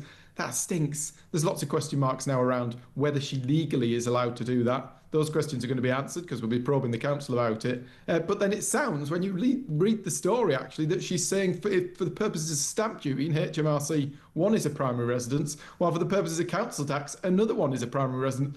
Lots of question marks about this, lots of concern. The people who run our council tax, well, who run local government council tax systems and electoral registers need to be cleaner than clean. They need to be whiter than white, because these people are charging us ever more in council tax. Isabel Oakeshott said she thinks this could be much more to the story than people believe at this moment. Matt, I've never seen you looking so smart. I've never heard you so clipped. I hope you do find love. We appreciate being on. Matt Vickers, Shadow Home Office Minister. Straight to Holly Whitbread. Holly is the Conservative councillor for Epping West. And hello, Holly. Good morning. How are you? Welcome to... Good morning. Are you all right?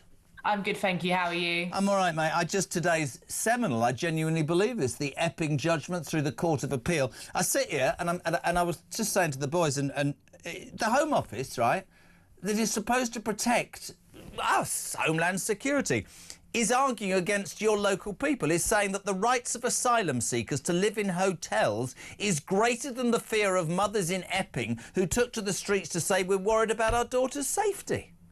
It's absolutely disgraceful. I couldn't believe the words that came out of the Home Office lawyer's mouth yesterday. And it's not just talking about people in Epping and my community, it's talking about people all across the UK and the fact that asylum seekers' rights trump the rights of British people, and that is just wrong. So as you can understand, and you know, there's a lot of frustration in my community over those comments after weeks of arguing our case and trying to get this hotel closed, which is in entirely the wrong location. And the court case was on a legal matter. It was on a planning matter. So I just hope that sense is sawn today and that the judge upholds the decision of the High Court. What do you think? What's the feeling in the community? I mean, there are many people saying to us this morning, look, you know, the way the institutions, the mainstream media, the way the government is pressurising, this judge is going to be in an incredibly difficult position. What happens if this judge sides with the government? What happens to the local community? What's next? Well, I really hope and pray for the sake of my community that the right judgment is made today and that the appeal is rejected. However, I would call for calm if that is not the case. As a council, we're going to continue to fight this. We're going to do everything we can in terms of the legal abilities we have, but also continue to lobby government, which we've been doing behind the scenes, not just for weeks, but for years, and particularly since this hotel reopened for all male asylum seekers earlier this year. But obviously there's going to be a huge deal of frustration if the court judgment goes the wrong way today. And I think it sends, sadly, a very, very bad message. And you know, look, whatever... I mean, you saw the rage outside Epping last night, and I absolutely agree with what you're saying. There will always be two sides to every argument, but I do think this government, I do think the legal profession, I do think these institutions that don't seem to want to listen need to understand this is not far-right madness. This is mothers and fathers and families and local communities saying, I'm sorry, enough is enough. These are unvetted men. We've got no idea where they came from. We're not racist. We're not bigoted. We are simply trying to protect. And I wanted to say to you, Holly, something I said an hour ago, because this absolutely gets to me. And I wanted to ask from your point of view. I've spent a lot of time doing this job over the years, and I spend a lot of time speaking to women's rights campaigners who quite rightly talk about how, you know, women should be safe. They shouldn't be, you know, stalked, chased, abused, assaulted. They always talk about that. But when that girl on Dorset Beach was attacked by the migrant and the judge said it was a mere aberration, you can stay here, when what happened in your local community and mothers took to the street, I don't hear a word from them bloody women, not at all. Where's the concern for, and I hate to say this, but I'm going to, where's the concern for white English girls being sexually assaulted by migrants who shouldn't be here? Where are those same people in those instances? You don't hear a bloody word from them, Holly. You never do. You're right. I mean, and if we're going to fight for women's rights, we have to fight for all women's rights. Absolutely. And that's why, you know, the stand that we've taken here in Epping, and there's been different approaches to this. So as a council, we've chosen using the democratic routes possible, but then there's been people peacefully protesting, and they've made their message very clear. So, you know, the reason we've been fighting this is because the use of this hotel is not right. We saw the alleged sexual assault of a 14-year-old schoolgirl. I mean, and that has obviously caused huge amounts of fear and concern in the local community. But the other thing I would say is that we're not just doing this as a local authority for those who shout the loudest. When I walk around Epping, and I've lived in Epping my whole life, it's the kind of quiet people, the people who come up to you and say, you know, this is the right thing to be doing. And sometimes people are scared to make their views known on this. But it is right that this hotel is closed.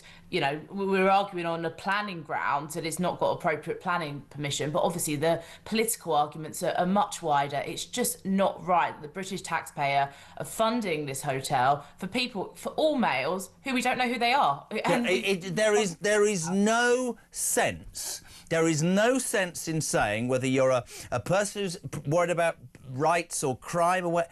You have men in this country, we don't know who they are, they haven't escaped to war-torn country because they've left their wives and kids, they might claim to be homosexual, that's just a reason, or they found Christianity.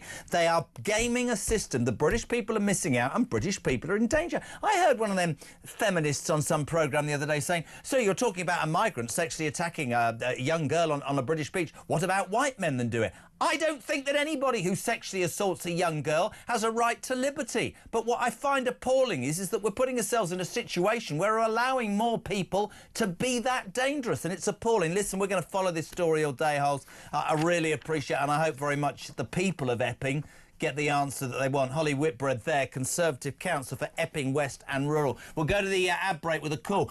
Bob in Clacton, very quickly. You're on Morning Glory. How are you, my friend? Hello, Jeff. Thanks, mate. Yeah, I'm all right. Not bad for an old balding 60-year-old has-been. What you got for me, kiddo? Right, just a quickie.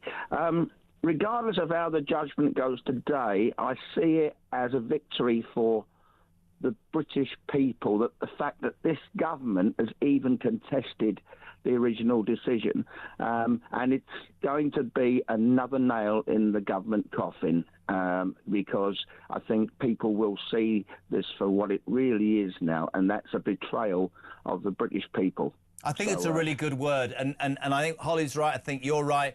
People need to take time. It might be that the institutions gather, but what I think you're right is that I think the British people have found their voice. That voice has to be controlled. It has to be honest. It has to be straightforward. But you're right. It's a massive moment. How Clacton-on-Sea looking fine this morning? I can't see out the bloody window. It's raining. Well, it's a little bit But a little bit overcast. But I have had a couple of pints with my mate, Mr. Farage, in the local pub because he is my MP. Good man. And, I didn't know that Nigel liked to drink. I was just sitting here thinking, you know when you're getting old, because actually I woke up this morning, it's raining, and I thought, that's good for me lawn.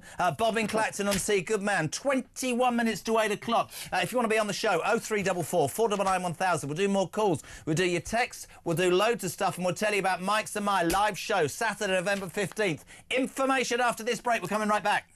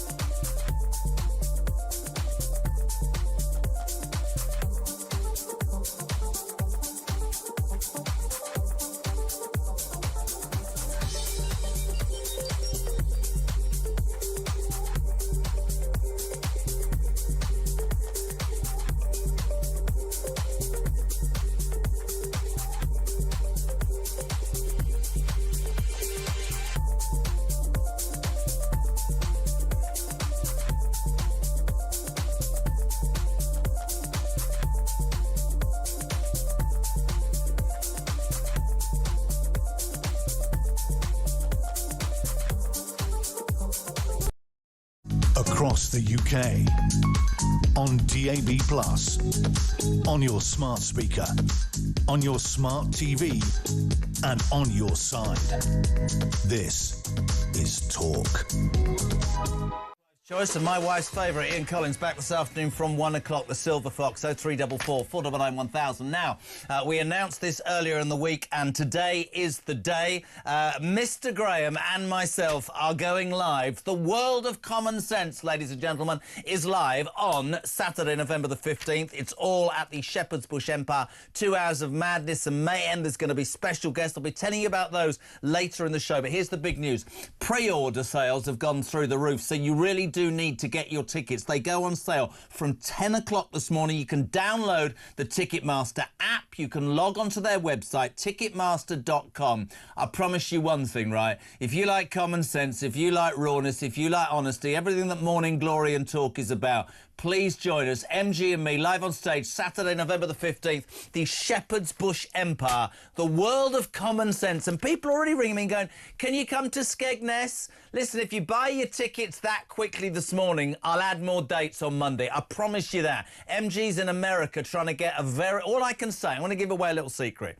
The reason he's gone to America is he's trying to get a very important guest to come on the show. OK, that's why he's gone. That's why I'm here. But we'd love you to be there. OK, Saturday the 15th of November, the World of Common Sense. Tickets on sale this morning. Ticketmaster. Go to their app, log on to ticketmaster.com, and you will come and have an amazing morning. Evening even. Can I say very quickly, Peter in Croydon, if there is any justice in this world, then this appeal this afternoon by this piece of calamity Klooper will be thrown out. I agree with you. If the illegals are removed from hotels, they will put into HMOs, or they will be harder for the people to police. Plenty of airfields just waiting for them, says Stu in Swindon. You see, Ash, it's not the Ash, is it? He wants to come. Get your live show nationwide. The tigs will be hotter than Oasis. Jezra Mike Unleashed, a perfect night. Can you come to Skegness? Have you been to Skegness? I went once, it was closed. Right, listen, so get your tickets. Ticketmaster from 10 o'clock. Don't say I didn't warn you. Ed Davey He's the leader of the Liberal Democrats. They won 72 seats. No bugger knows what they stand for. But last night and this morning, Ed Davey was invited to the state banquet that the King is throwing for President Donald Trump. Ed Davey has decided that he can't go because God told him not to. This is what Sean thinks. Morning, Jeremy. Sean from Grimsby. So Ed Davey's not attending the state visit of Donald Trump. I'm sure Donald Trump's going to be absolutely wounded that he hasn't turned up. I'm sure Donald Trump has never even heard of this fella. Great show, Jeremy. Can you imagine if you asked Donald Trump? I love what he said about Sadiq Khan. You know, he's a nasty man. I can't do a Donald Trump impression. Patently, I'm crap. Ed Davey, yeah. This is Ed Davey saying why he's not going. Have a listen. Next month, Donald Trump will come to the UK for a state banquet. I've been invited, but my wife and I won't be going. It's an enormous honour to be invited by the King, who I have huge respect for. But it's only by not attending that I get the opportunity to make this case. The people of Gaza are starving. Sorry, a great point from Christian, top producer.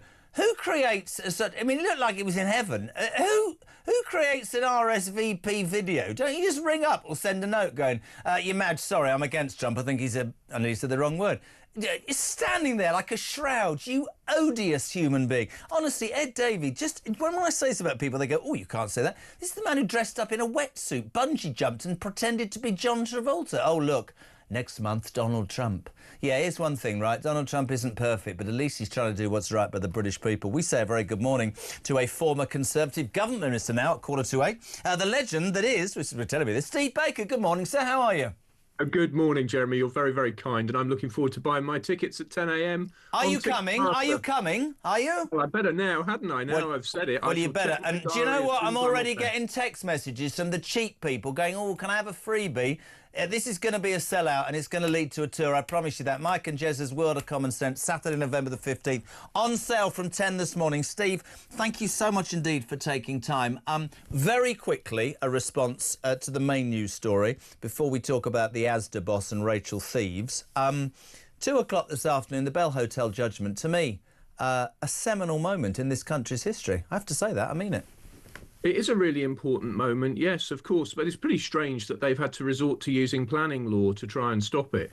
But, you know, the public are right to object to people who have broken the law by coming here illegally, being inserted in large numbers in the community. It's obviously proving extremely disruptive. It's going to be very interesting to see what the judge rules, but planning law really ought not to be the main recourse. The main thing we need is to stop people coming. I've said it before, I'll say it again, I'd be quite happy if people who came illegally were detained, because obviously they've arrived illegally. You know, to detain them would be fair enough. Absolutely. The reason we wanted to get you on was this headline in the Daily Mail this morning, which is now Asda boss tells Rachel Thieves stop taxing everybody. I'm old enough to remember the last Labour government. Tax anybody who has made anything, screw them into the ground and give pay rises to the unions until you bankrupted the country, and even the unions have asked for too much and they don't come to work. He's spot on. This woman, in my humble opinion, is that incompetent. She's going to have to go cap in hand to the IMF very soon, isn't she? Well, she might do. I mean, we're certainly headed towards a terrible fiscal crisis, and Mr. Layton's made a really important intervention. I think it stands as a lesson to all big bosses. You know, if you serve the public by their millions, you do have a powerful voice in the public debate, and Mr. Layton's right to protest against the level of taxation. I'm glad he has. As to keep a very close eye on people's disposable incomes. They're very, very good at doing it. And Mr. Layton will know that pips are squeaking for everybody, including for the working people who Labour said that they would defend. I mean, that's the interesting thing, is that they talked about the working people. I mean, I think we can knock that one on the head. They also talked about growth, and yet day one they introduced higher NI against small and medium-sized businesses, and they're the very lifeblood of creating jobs and growth. Millionaires and people who pay the most tax are abandoning this country in the bucket load. So where's that money gone? And apparently there's now a 50 billion black hole. I always find it quite interesting whenever somebody on the Labour front bench or says, Steve, they go, we inherited a £22 million black hole, because where I come come from? If you're 22 billion in debt, you'd save. But no, they spent 11 billion day one giving their doctor mates a pay rise who now want more. And then they gave 16 billion away and the Chagos Islands so that every Mauritian doesn't pay income tax for 18 months. And we go back to the reality of people this morning listening to this and going to work. They feel they're being squeezed and screwed over, and it just doesn't make sense. Well, absolutely, and their decisions have been really bizarre. And what's more, after a year, they fell apart when they tried to adjust the personal independence payment, and their Labour MPs wouldn't vote for any spending cuts, which didn't surprise me at all. That's partly why we're headed for crisis, because if Labour MPs won't vote to control spending, quite the reverse, they'll rebel in large numbers, then even if Rachel Reeves wanted to do the right thing, she wouldn't be able to. So it's a very serious situation, I'm afraid, and thank goodness for your listeners, because until the public are demanding lower taxes, we're really, and that means lower spending, of course, we're really headed towards disaster. And let's not forget, it's 1%. Top 1% of earners pay 30% of income tax, and that's not really very stable or sustainable. So that's why she wants to drag more people into the higher brackets. It's not good news for people on normal wages. Couldn't agree more. Steve Baker, former Conservative Government Minister, thank you so much indeed for joining us on Morning Glory. When people slag off or dare to criticise Rachel Thieves, Richard III, if you have a look at a picture, she'll say, I'm an economist. The person who employed her, it would be his judgment. This, my friends, as we head to a break on Morning Glory, is what Dreary Starmer said about Rachel Reeves when she got the job. It will also be the first budget delivered by a woman ever.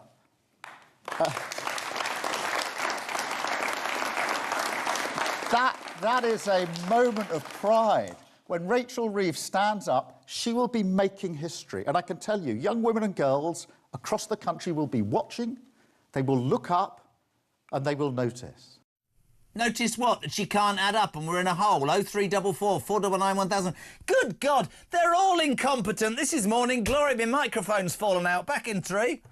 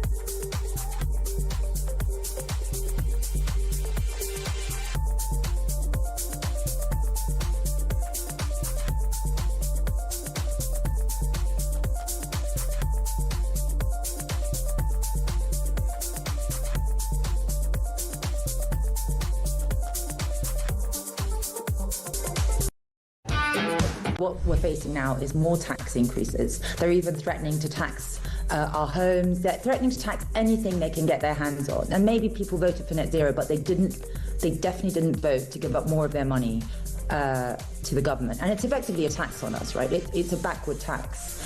While families choose between eating and heating, Labour's plan is to just drive bills through the roof and to chase some net zero while China opens a new coal plant every week. Yeah.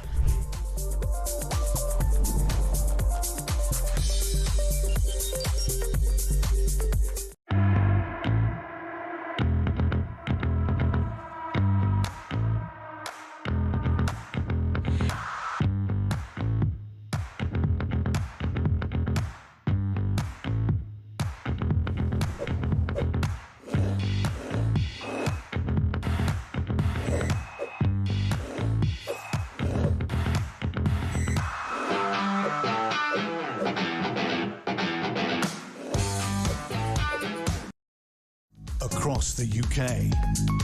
On DAB+, on your smart speaker, on your smart TV, and on your side. This is Talk. Matt Wilkinson of The Sun about Prince Harry in just a tick, but I have breaking news on two fronts. The first breaking news story is, during that ad break, our live show, Mike's and I, World of Common Sense, Saturday the 15th of November, I told you tickets go on sale at 10 o'clock this morning. Ticketmaster app or log on to their website, ticketmaster.com. We've just spoken to the promoter, and I genuinely am telling you, right, if this sells out, we'll add. I promise you we will add other seats and other venues. Well, not seats, we'll add other venues as soon as possible. We're on it, OK? So get in nice and early this morning. Me and MG live, Saturday the 15th, the Shepherd's Bush Empire. Thank you to Peter in Norwich. I love this. He says, ladies and gentlemen, God has just been in touch and he's told me never ever to vote for Ed Davey or his pathetic party ever again. Hallelujah. Actually, I'm in white. There's a white background. I look like it's a shroud this morning. A shroud, ladies and gentlemen. We say a very good morning to Matt Wilkinson, Royal Editor of The Sun. Matt, we were doing this the other day. Prince Harry, though, is the story this morning. Coming to the UK for the first time next week since his court defeat about security. Why? Why indeed, yeah. Look, I mean, the speculation he might meet the king. We'll have to wait and see what happens when he comes over here. The interesting thing about this is that he's announced that he's coming to the UK, almost like a royal visit. Harry will be, coming over here for several charity events. We've known this is going to happen for a while. It's been a date in the diary. I'm actually going to attend, Jeremy. I have to come back. I'm actually going to attend when he comes over on the Monday the 8th, which is the anniversary of the late Queen's death, and he's going to go to a charity event. But the problem here is that it's now leading to speculation that he may well meet his father. At the moment, it's just speculation. There are stories saying that that they're both open to meeting, but I'm afraid it's going to become a bit of a circus, an unneeded circus, because look, the King's still having cancer treatment three times a month, and then he has a month off. A week off. He will be meeting Donald Trump the week after Harry's visit, and I do wonder if we should be putting so much pressure on the King to have this high pressure meeting with his son. I'd suggest, you might agree with me or not, but Harry announcing that he's coming over turns into a circus. But what he could easily have done, the King has been up in Balmoral in Scotland all summer. He's been up there 5 or 6 weeks. Members of the family have come up. He's had lots of time with William, with Andrew, with all these types of people. Harry could have easily, if he genuinely wanted to see his father without all the circus around it, he could have just flown into Heathrow, gone up to Aberdeen and gone over to see his father for a couple of days. But you know as well as I do that the main gripe of the royal family, led I think by William and his father quite rightly, is that whenever anything shows a sign of thawing or there's a chance to meet and discuss, that it ends up in the press, because that is what sustains the Sussexes. And we've talked about this before. I've always been, you want to get out of it, go. But if your entire life is then centred on making money out of criticising the very thing that you purport to not care about, people will call you hypocrites. I don't think she can ever set foot in England again. But you're right, come in quietly, see your dad. When it becomes main news, the trust, listen, I think they've behaved appallingly. I don't think it can ever recover. I understand his dad's ill and maybe they want to make peace. I don't know. But I absolutely stand by the fact I don't think his brother, at this moment in time, can even entertain the thought of any reconciliation, Matt. Oh, William, 100% not. No, I mean, I doubt whether the King is desperate to see Harry. I mean, he's had plenty of opportunity. Harry's been over several times in the last couple of years. I think in the last 19 months, he's been over 4 or 5 times. He could have easily just popped in and seen his father. I do wonder if the palace will be planning a lot of diary events for the King that week. I know Harry will be very busy that week. Yeah. But I do wonder, and William, I think possibly they will have a very full diary with lots of engagement. To me, it's really simple. You can't have it both ways. And Harry and Meghan, who I can't even... Oh, actually, let's talk about it. I've got 1 minute. With Love, the new series coming out. I'm going to show you a clip. It's absolute pointless crap, but I'll play it anyway. Go. If it's a fish, I can somehow get involved. I don't know when... I mean, listen, at the end of the day... It's the circle of life. It's the circle of life. I'm gonna cut the medallions like this in half, you see? Do you know who doesn't like lobster? Who? My husband. No way. And you marry him? Oh, can you believe Harry doesn't like lobster? She's even got somebody cutting up the look on her face, the circle of life. It's a bloody fish, you stupid woman. What's wrong with these people? I have no idea what is wrong with Meghan. I've spent years trying to work out what's wrong, and I'm never going to get to the bottom of it. I mean, look, Harry doesn't like lobster. There we go. That's a huge story. She's left us a massive little nugget there for us. You're a legend. Matt Wilkinson, editor of The Sun. Thank you so much indeed. The news at 8 is coming up, and here's some news. Mike Graham and Jeremy Kyle absolutely love lobster.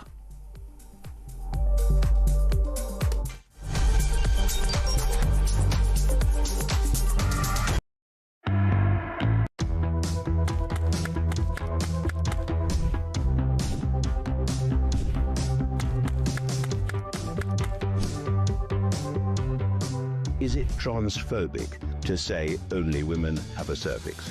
Well, it is something that shouldn't be said. It is not right. A woman is an adult female, and the court has made that absolutely clear. I actually welcome the judgment because I think it gives real clarity. It allows those that have got to draw up guidance to be really clear about what that guidance should say.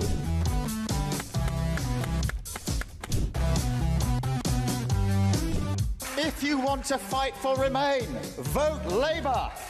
Now, there are some who say we don't need Brexit to work. We need to reverse it. I couldn't disagree more.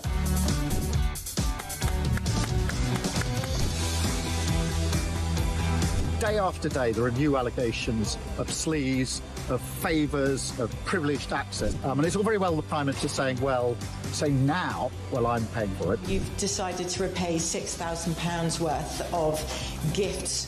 Lord Ali is facing an investigation. I wonder how concerned you are that your biggest donor was not fully transparent. Are you saying you made a mistake? It was right for me to make those repayments. Thank you.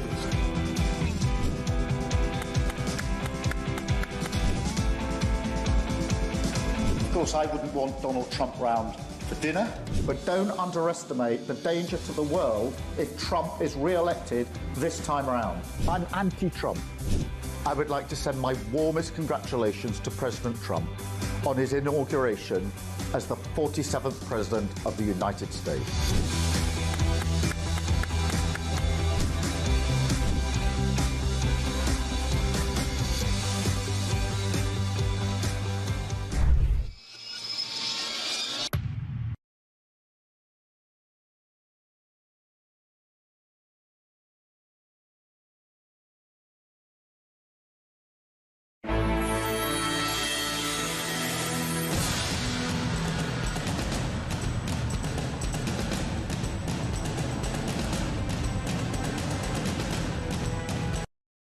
Across the UK, on DAB+, on your smart speaker, on your smart TV, and on your side. This is Talk.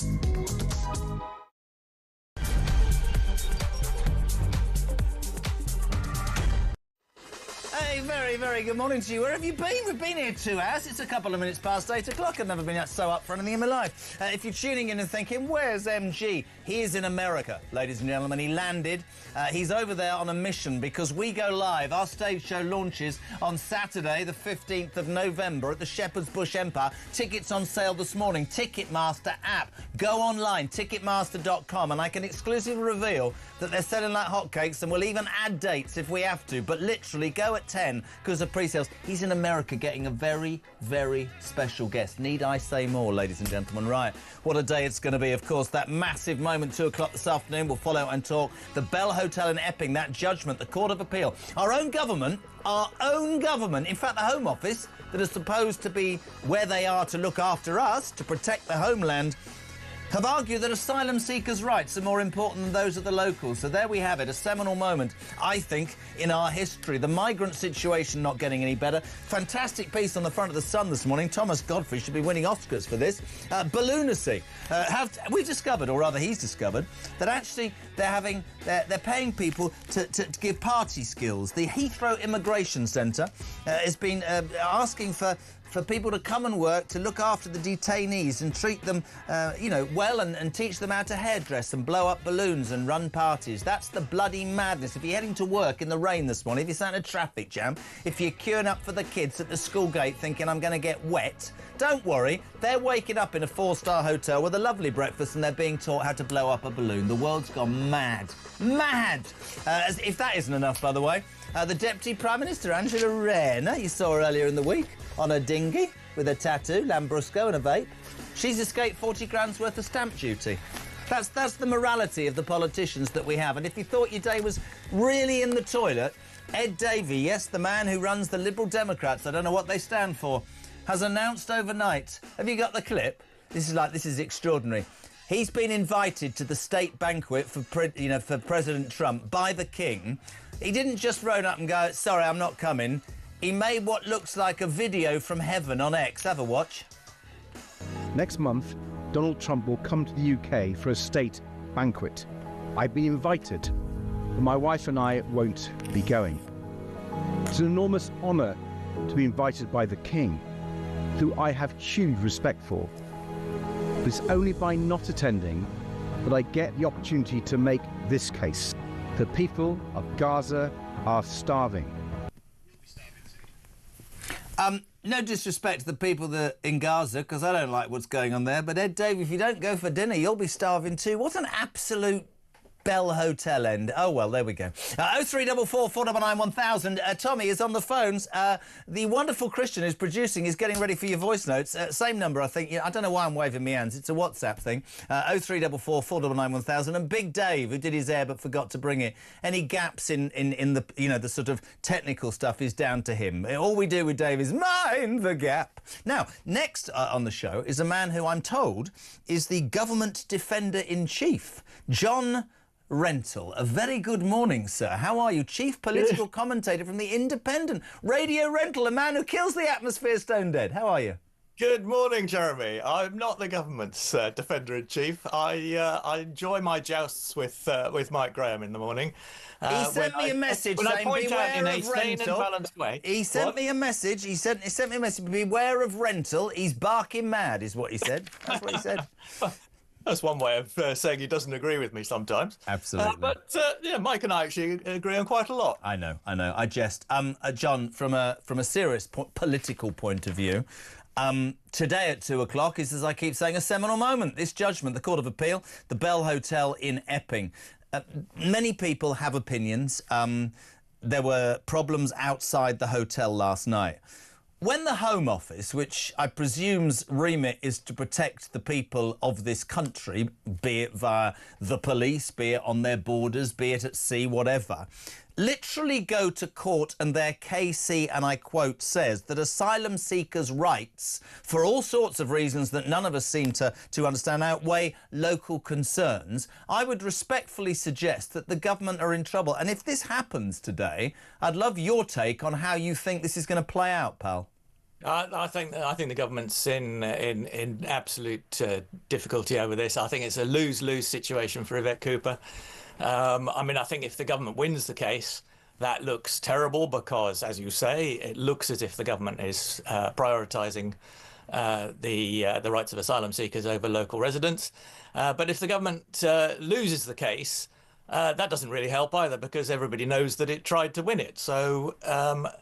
And then the government has also got the problem of what to do with these people. I mean, there was a time when Robert Jenrick, of all people, was trumpeting the fact that he'd managed to find some hotels to put these people in, because at least then they wouldn't be taking accommodation that would otherwise be available to local people. So there is no win for anybody in this situation, I'm afraid. I don't understand, and I never have, and you're a far greater mind than me. I just want to lay it out, actually, to be fair. I mean, I actually was saying this morning, I have no problem paying tax to help people who can't help themselves. And I think that the majority of Great Britons have thought that for many years. But we are now run by apologists who seem to believe that you can say to hard-working, honest, tax-paying, law-abiding citizens, thanks for doing everything correct, thanks for keeping your head down, thanks for never asking for anything, but you're now 28th in the queue because people who we don't know, who are not vetted, are arriving here, and we are... I mean, look at the front of the Sun. This is beyond a joke. People laugh at this headline. Thousands of pounds being blown, John, on hiring staff to teach balloon craft and floristry to migrants facing the boot. This is the Heathrow Immigration Removal Centre, where detainees, including serious criminals, the salaries for the 4 roles, 165 grand in total. These are for a hairdressing tutor who wants to provide haircutting, dyeing hair and braiding services, I guess not, and a creatively minding painting tutor who will lead paint parties at the centre. Yeah, you're smiling and I'm smiling, but if I'm sat in a traffic jam this morning, I'm thinking my government's taking the out of me. They really, really are. No, but I mean you're right. I mean, but the details of all this are unsustainable. But you're quite right to make the point that the fundamental problem is that the government can't seem to stop people arriving in small boats across the channel. Turn the boats back, detain them. I mean, I've got a plan that everybody laughs at. I get the biggest liner known to man. I'd absolutely recondition. I would train within an inch of their lives 2,000 crack border immigration officials. I would put 3 Navy ships in the channel. People don't like this. I would not allow anybody to land. I would put them on that boat. They would be processed within 24 hours. And I'm very sorry, if you fail it, you're going to be sent to a detention centre, which is not a hotel. It is, in fact, a detention centre, which sends a message very quickly back to countries, we're not a soft touch. I don't see that as far right. I don't see that as racist. I see that as common bloody sense, John. I really do. Well, that is Nigel Farage's policy, essentially. But how is that not common sense? Well, because it's incredibly difficult to send people back to countries where we don't have agreements. I mean, sending them back to Afghanistan or Iran, paying the Iranian regime to take people back is not something that I feel comfortable doing. No, I don't, but I also want to know why it's so easy to let them here and why they become this problem. I do think we have to have a discussion about why we are the last resort. We're not the last resort. We're the people that they aim to come to because we are soft and because we lay out the red carpet. That's not true, actually, Jeremy. But, I mean, you know, other countries in Europe take far more people than we do. But, I mean, I fully accept that the government has to stop the boats or else it's toast. They said they were going to stop the boats. And so did Rishi I'm Sunak. not, mate, I am not in any way. I mean, the British people stopped listening to the Conservatives years ago. We've had 14 years of them and a year of this lot. And I'm not even saying Farage is right. What I'm trying to say to you is it makes no sense. And I want to throw at you something that somebody said to me last week, which I think is really interesting. We want this done properly. Nobody is condoning anything.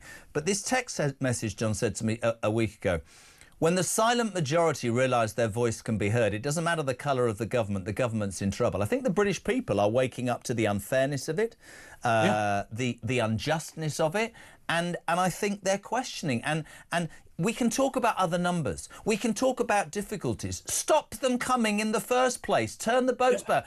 You know, France, we're still giving France £500 million a year. What for? Nothing. Well, to stop even more people coming over. But they don't.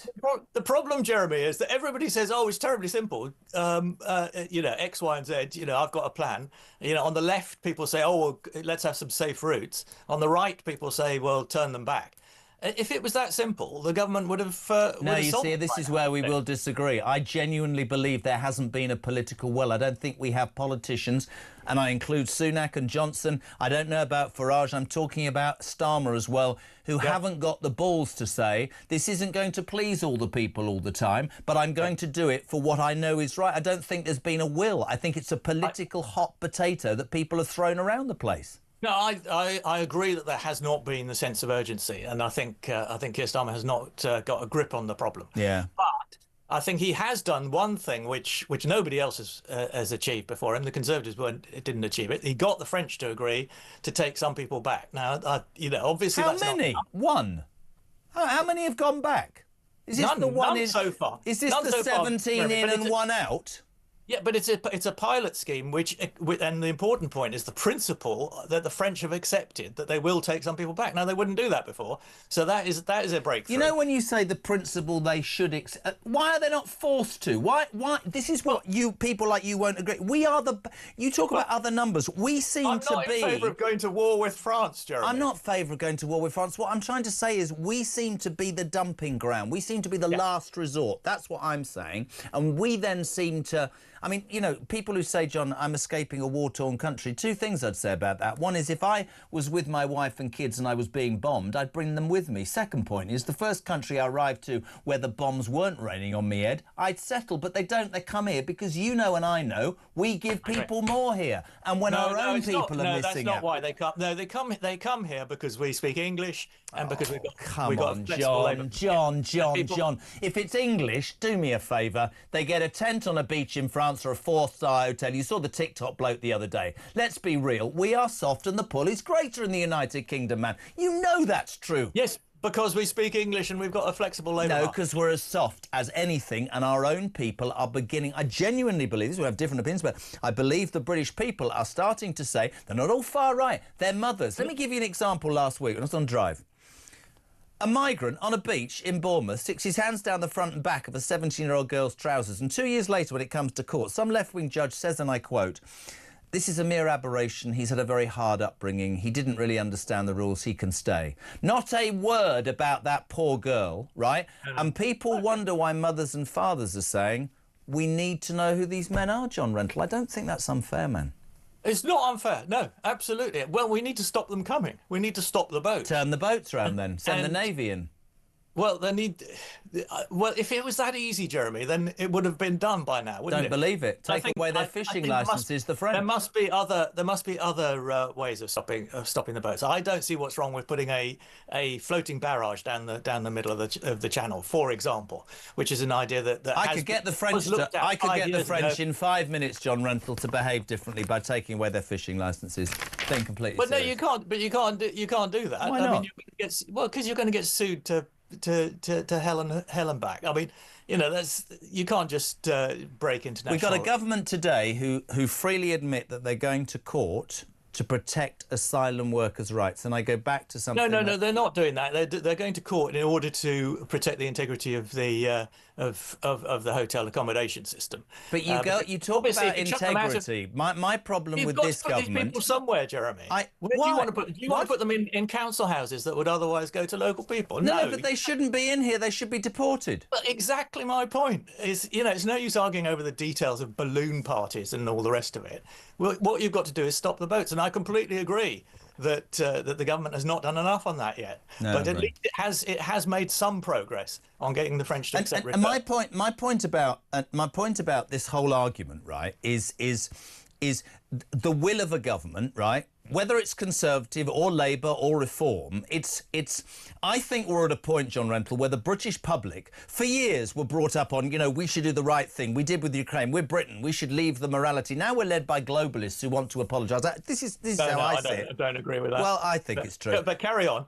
This is a government, right, who expects its people to pay taxes, stay within the law, do everything right, which we should do as a civilised society, but seems to make excuses for perpetrators of crime rather than victims, seems to make excuses for migrants.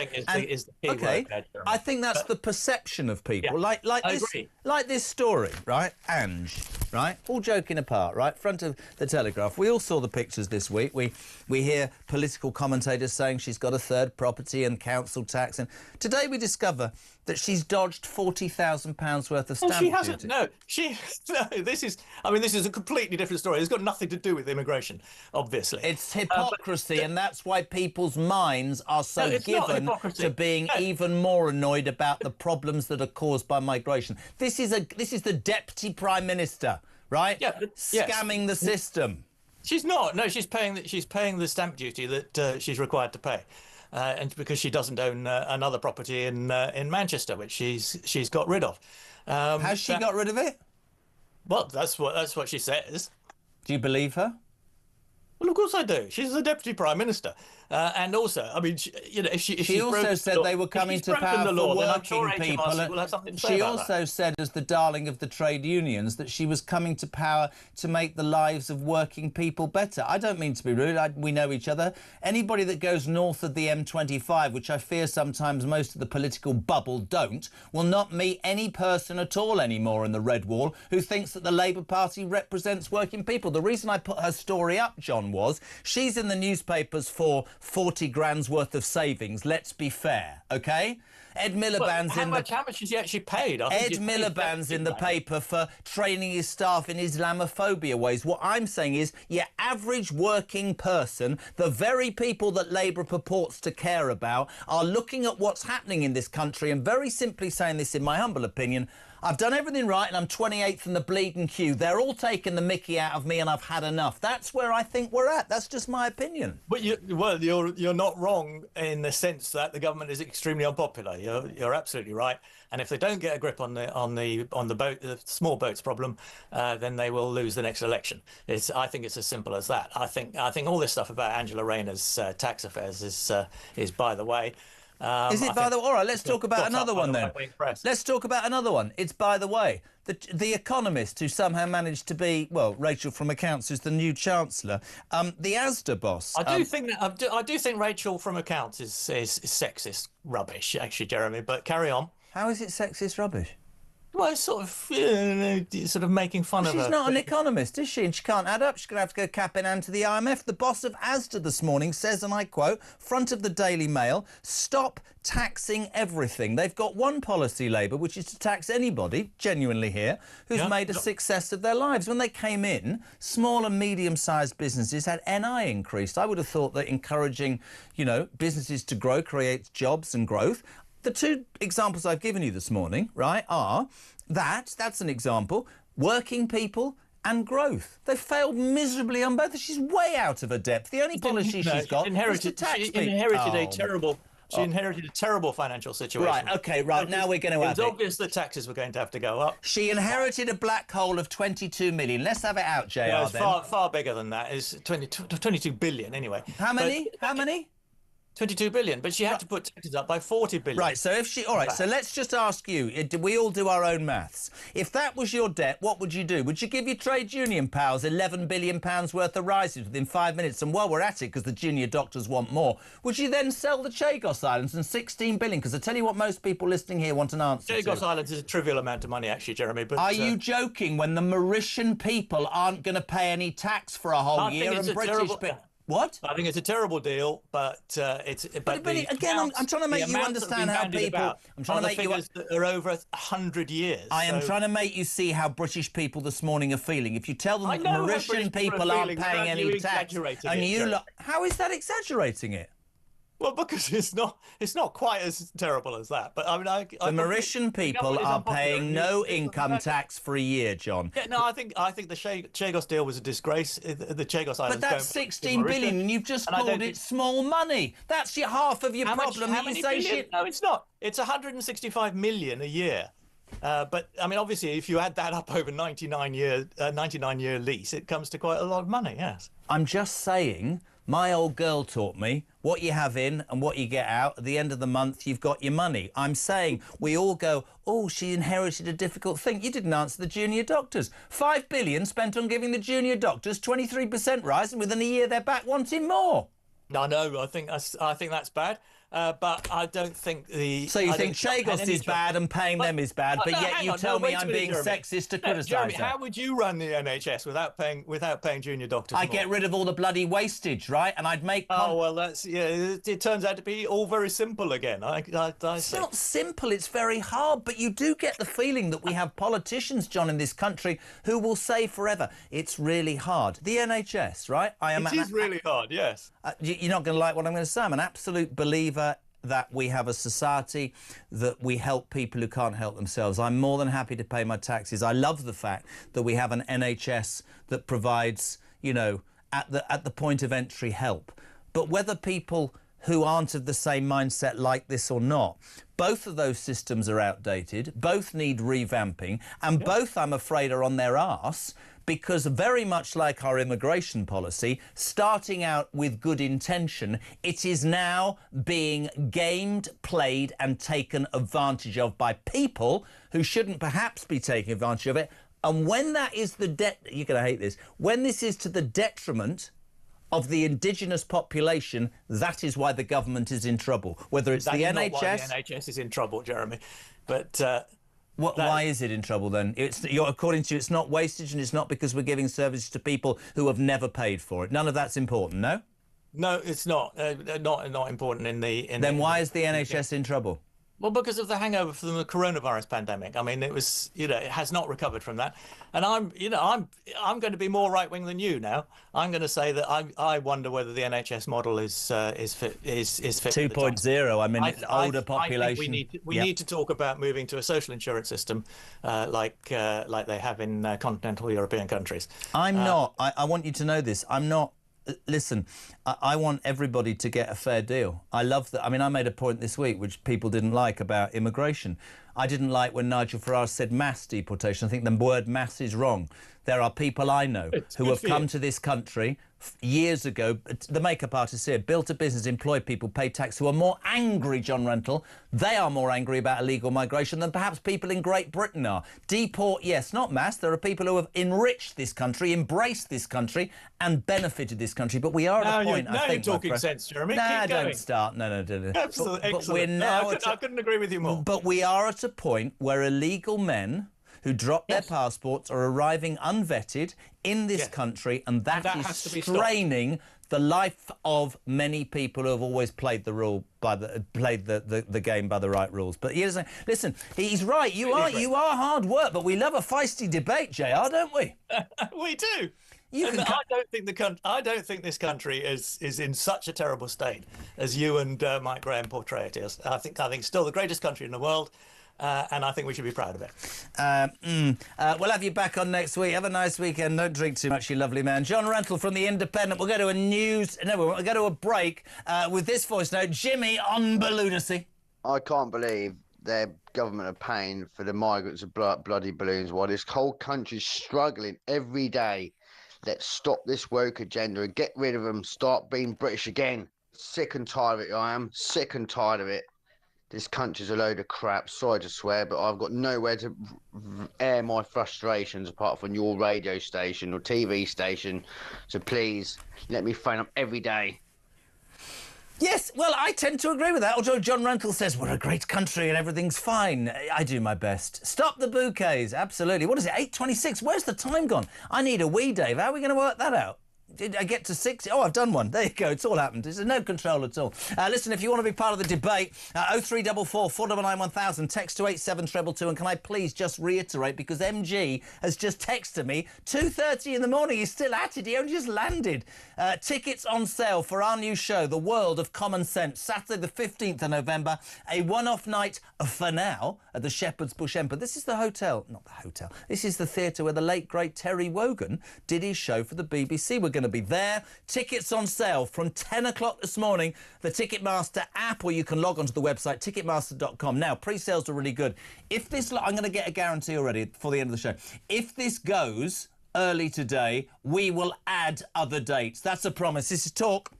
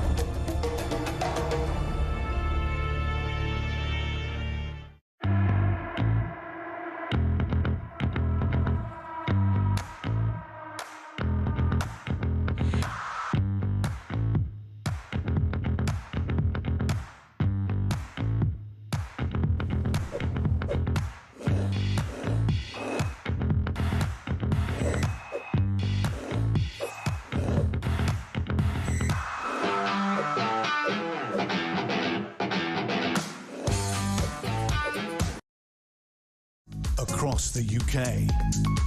On DAB+, on your smart speaker, on your smart TV, and on your side. This is Talk. Good morning to you. Welcome back to 8:30. This is Morning Glory. Jeremy Carlin for Migrant for the next few days. He's in the United States of America. That sale of those tickets for His and My World of Common Sense go on sale in an hour and a half. Ticketmaster on the app, ticketmaster.com. Special guests to be announced, shows to be added if you buy them quickly. And MG in the States right now getting a very important guest. We're going to say in the morning, in a minute, a very good morning to Alex West, Associate News Editor of The Sun, whose hair's not looking at its best this morning. I'll tell you why in just a tick. Voice note there from Steve on hotel migrants. Go. Steve from Portsmouth referenced the migrant situation. The asylum system at the moment is like an overflowing bucket. What we need to do is turn off the taps. To turn off the taps, we need to make a statement that for the next 18 months, there will be no asylum claims processed in the UK. Therefore, if you cross the channel, knowing there are no asylum system at the other end, you are deemed to be illegal. 18 months to stop the flow, control the bucket, build detainment camps and United Nations approved shelter for asylum seekers or refugees. There should be no need to put them in gyms, hotels with gyms, saunas, buffets, PlayStation rooms, ensuite. That is not what United Nations specify. Steve, absolutely right. John Rental would say it's difficult. I would say it's not as difficult as they're making it out. I have to say, the Sun newspaper today has just stolen the march on everybody. Alex West, what are you again, associate? Everybody's got a title, haven't they, at the Sun? That's right. I'm just a Sun journalist. Happy with that. You are very happy. You're on the Drive Time show last night. It's good to have you back. You look better than I do this morning. Great headline. Great work again from Thomas Godfrey. The Sun Light Talk, central to this migrant argument.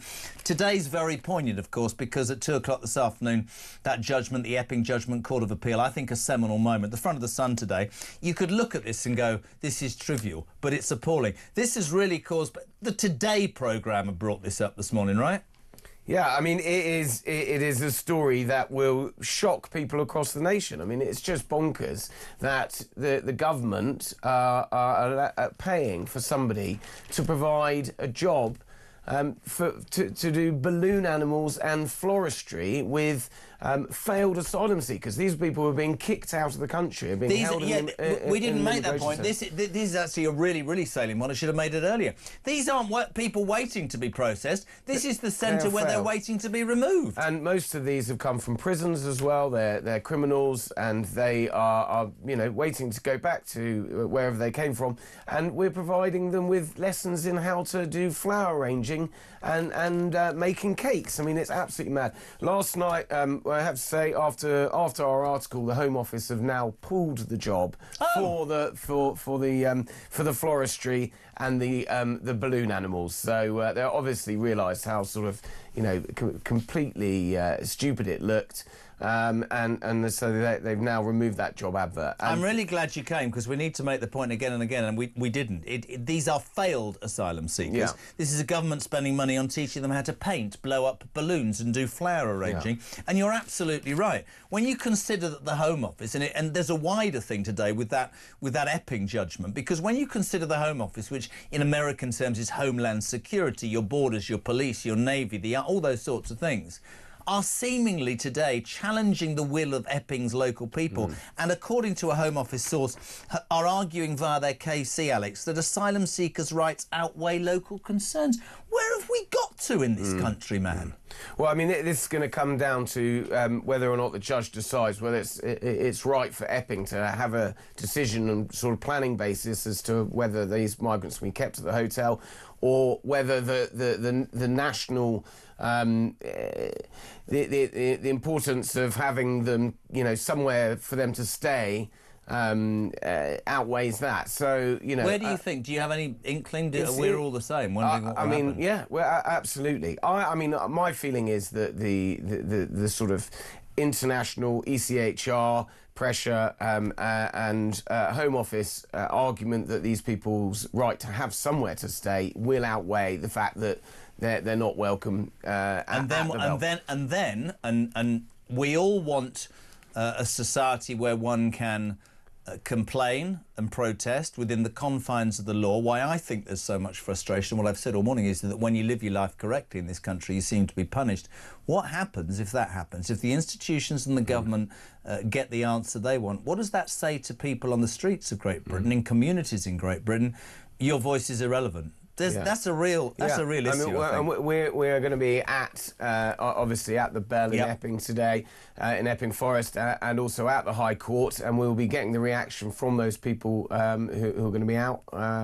Although it is raining out there, so that might deter a few people, but I think there'll be more if if it was good weather. There'll be lots of people out there making their opinions heard on this. But I mean, you can see across the country what's been happening in the past few weeks with people wanting to make their point heard on this matter with the painting of St George's crosses. It's really reaching ahead, and I think this afternoon's judgment is really going to be a real moment, really, to see what happens next. I couldn't agree more, and I have to commend the Sun. They've done such great work on this. Thomas Godfrey and the team. I mean, some of the stories that have come out. This was the same team at the Sun, ladies and gentlemen, that found out about people coming over and working in the fast food establishments, all this sort of stuff that's been going on. And what I find frightening, what's the name of that office, Home Office Minister? Seema Malhotra, right? Last night said, we will scrap the rolls. Yet again, it begs this question.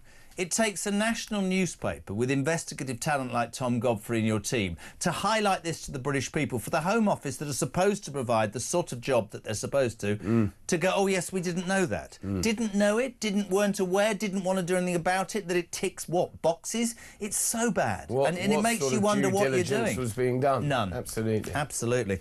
More of that to follow, but certainly in the paper tomorrow as well, everything about this judgment at 2 o'clock, Alex, and we will follow that on Talk. We thank you very much indeed. By the way, loads of you. We'll do some messages next as well. Keep your calls coming. 0344 499 1000. But go buy the Sun newspaper today and keep an eye out. That balloonistry story is amazing. Tomorrow the judgment will be there as well. We're back in 3 on Morning Glory.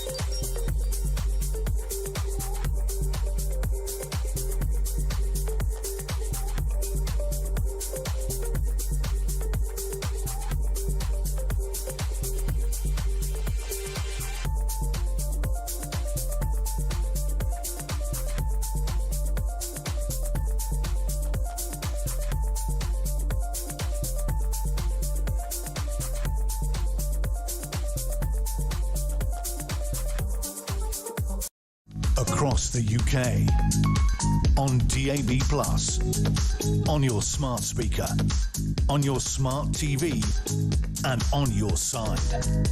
This is Talk. It's Philip here from 10 o'clock this morning. Julia Hartley-Brewer back Monday at 10. This is Morning Glory. JK in for MG. Thank you for your text. Matthew Ball. I thought it was Michael Ball. Love change. I don't know what's wrong with me today. So three pads Rayner has a main residence not in her constituency, not in London as a Minister of State. No, she has it on the south coast, in the opposite direction to where she lives. This is the Labour Party that moaned about Farage going to America and said he should focus on his constituency. If Labour did not have double standards, they would have no bloody standards at all. Norman Stanley Fletcher actually comes from the place I was born, Reading. Terry Wogan once said that the only important thing about Reading is it's between London and Bristol on a train. Nice. Good morning, JK. 2 p.m. will be interesting today. Why don't they house immigrants? This is brilliant. In Lambeth Palace, in Dorneywood, Chevening and Chequers, even Buckingham Palace. That should cover a few thousand. Pete's in Norwich. Angela Rayner has done very well for someone who left school with more children than qualifications. I'm slightly dubious on that. I've got more kids than Boris Johnson. Someone who had no dress sense. Someone who cannot pronounce Italy correctly. Italia or Ethiopia. She's Deputy PM of our country. I am sure that I will wake up tomorrow and say, thank heavens it's all been a bad dream. I think you won't. It's a nightmare. We live in it. Batman. Really? Who calls himself Batman? Somebody likes to wear leather pants. Never mind. Jez, don't forget the lie, not a penny more on your council tax. Yeah. Jen, good morning. Great to have you on the morning. Don't forget the Home Secretary. She was going to give us regular updates on deporting the migrants. As yet, I don't believe we've heard a single word. Look forward to your show. Do we have that clip? I think, yes, she did actually. She definitely said, Yvette Cooper. Have a listen. She promised updates. Have a listen. Well, we'll provide regular updates for the public at every stage. That's why I'm confirming today that the pilot has now started and the first migrants who arrived on the small boat are now in detention. The transfers to immigration removal centres are underway as we speak, so we won't provide operational details at this point that criminal gangs can simply use and exploit. Mrs. Balls, you're talking balls. That was August the 8th. That's 3 weeks ago. We haven't had one update. The flag behind you needs to be taken down. It's all gone wrong for the Labour Party. Good morning, Jeremy. I never thought our own government, whatever the colour, would actively work against us, but it has. It's time for our poll tax part 2. James on the Ile de Chypre. Ile de Chienne, do you know what that is? The Isle of Dogs, Dig Dave. What are you talking about? Ed Davey would be better praying to his God that he's not held accountable for ignoring the plight of the postmasters during the Horizon crisis. Mick, I couldn't agree more. Gary Power. Jez, listening to your show from New Zealand. Here's the day of the Triffids happened in the UK. New Zealand, their voices go up. Have you noticed that? Yes, have you seen it? Welcome to New Zealand. That's it. Whereas Australia's like, have a nice day. But New Zealand, they always go up like that. I don't know why I've done that. Gary, anyway, my brother lives in New Zealand, in windy Wellington. Daryl's in Blackburn. Now, that's brave. Jez, I've just spoken to God, and he's just said, who is Ed Davey? Yeah, well, it's nice that you get through. I think that's right. Barry, this country has enough problems without Harry putting in an appearance. The majority of the population don't care. Gabby, good morning. Epping Hotel. Home Office said that the rights of migrants trumps the rights of the people of Epping. The first duty, surely, Jez, of a government is to ensure the safety and security of its citizens and the nation from both internal and external threats. Labour is not prepared, I think, to put the British citizens' rights first. This is a dereliction of their duty. They are not fit to govern and should trigger the need to call a general election now. And finally, Paul's in Faith. Hey! What's happened? It's all gone wrong. He says, John Rental, you've called him John Renton, and it's John Rental, as in rental kill. You see what I'm doing there? Talking through his backside, as always, when he says if turning the boats around was simple, the government would have done it. Garbage. The government do not want to stop the boats. As Sherlock Holmes told us, once all other possibilities are ruled out, whatever remains, no matter how improbable, there must be a correct explanation. Great show. I see my old man used to say that to me. Not anymore, because he's dead. 8:45. We're live across the UK. He is dead, my dad. He died at 6. It's very sad, but it's a fact. There's no point in lying about it. I'm homeless. No, not homeless. I'm an orphan. Now, there's a voice note. Terry with an eye on the state of this wonderful country of ours. Go. Hi, Jeremy. Terry from Bearsted. I love lobster, but what I hate is what is happening to this country, my beloved, wonderful country.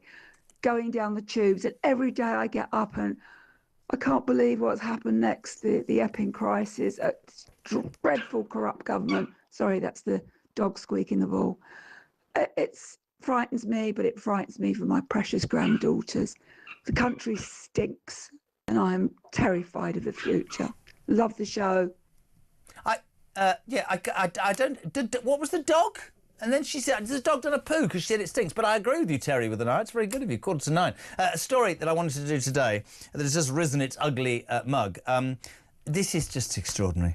Overdiagnosis of mental health conditions in young people is stretching the state to breaking point, according to a report today calling for radical reforms. Support services for children and young people cost $16 billion a year, same as giving away the Chagos Islands, and are financially unsustainable, the Policy Exchange paper found. And a new normal has been created, it's argued, with misbehaving or feeling sad resulting in medical diagnosis, with those with acute needs missing out. This is just tailor-made for a good friend of mine who is probably one of the few psychologists and commentators who absolutely tells it how it is. We laud the legend that is Emma Kenny. Good morning.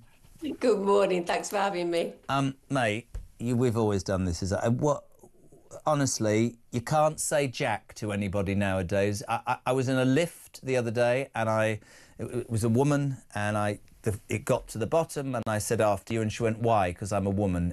The world's gone nuts. You can say, I'm sorry, I'm feeling anxious. You've criticised my work. I need to be off work for 6 years. What has happened to us, Emma? We're as soft as anything now, aren't we? I don't even think it's that we're soft as anything. I just think that we've brought up a whole youth in particular, and actually not just youth, I'm talking people all the way up into their 30s who've got used to this idea that if they feel sad or if they feel anxious or if they're having a hard time, that essentially it gets pathologised. And I think that that's happened. And the problem with that is as soon as people reinforce this state of mind, it becomes something that feels like pervasive. It's something that becomes almost permanent, and therefore you're looking at solutions that are outside of your own control. And when you do that, you're completely helpless. And we've seen this for the last 20 years in particular, the degrading really of our society mentally, and the fact that young people now don't feel purposeful, don't feel hopeful. In fact, some of the things you've been talking about, when I've been listening to them, I've been thinking to myself, if I was a young person today, I would probably be growing up thinking, I don't know what I want to invest right now. I don't know what my purpose is right now. And if there's a way of creating a solution where financially at least I can eat and I've got a house and I've got a roof over my head, these are things that actually I will go ahead and try to... I get that, but you're much younger than me. What I don't understand... I'm not. Well, you look it. My point is, right, so obviously the way I was brought up or my mindset is different because we had to go to work. We had to be aspirational. If we wanted something, we had to go and buy for it. You had to take criticism. You had to find solutions, even if it was difficult. You had to to fight the hard fight and do the yards. And I'm really sorry, as a 60-year-old grandfather, but what concerns me about this is there's a sense of entitlement. We seem to be helping people that, frankly, we're wiping their asses. And we said it earlier, to the detriment of so much in this country right now, where the people who genuinely need our help are missing out. Yeah, but also what you're talking about there is the way that society is changing. You're absolutely correct. So what we're seeing is that children are taking a lot longer to get into adulthood, and part of that is to do with the financial crisis, not having housing, not necessarily, as I was saying, feeling that sense of purpose. When Generation X in particular were younger, there was this idea that you left home at 16 to 18. There was an idea that you'd buy a house or rent early on. There was an idea that you'd get married and have kids. Now that's a massive transition and change. So there was this responsibility, accountability, purpose and vision.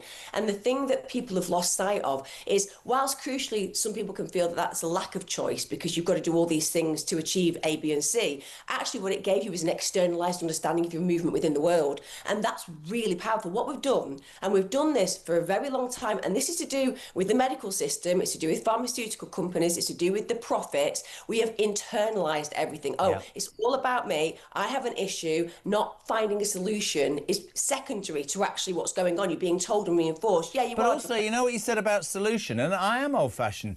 Sometimes we were taught you had to go and find a bloody solution yourself. You couldn't rely on the crutch. Yeah. It was all right to talk to your parents, but you couldn't throw your hands in the air and go. One of the greatest things for me is that we do now talk about mental health. I talk very honestly about what happened to me, and I had 3 months and it wasn't me, right? I get all of that. Right. But I hate the fact that it's somehow, I'm afraid, now being used, utilised, leaned upon, and that negates the genuine cases. I always want to say to young people, bloody well believe, bloody well strive, bloody well make an effort, for God's sake. And I sound like my dad.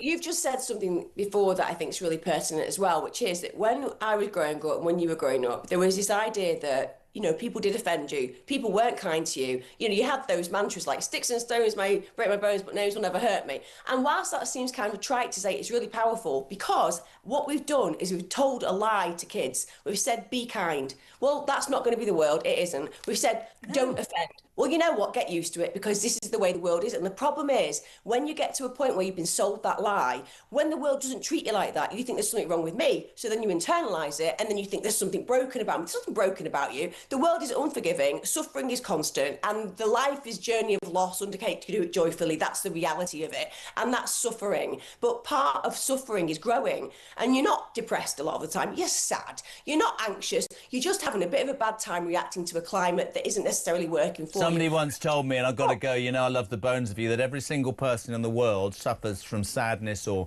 misery or whatever they want to do. And it's a scale, right? Yeah. Z, you're in a straitjacket. A, you're having a bad day. And honestly, you have to deal with it. EK, see, I love this woman.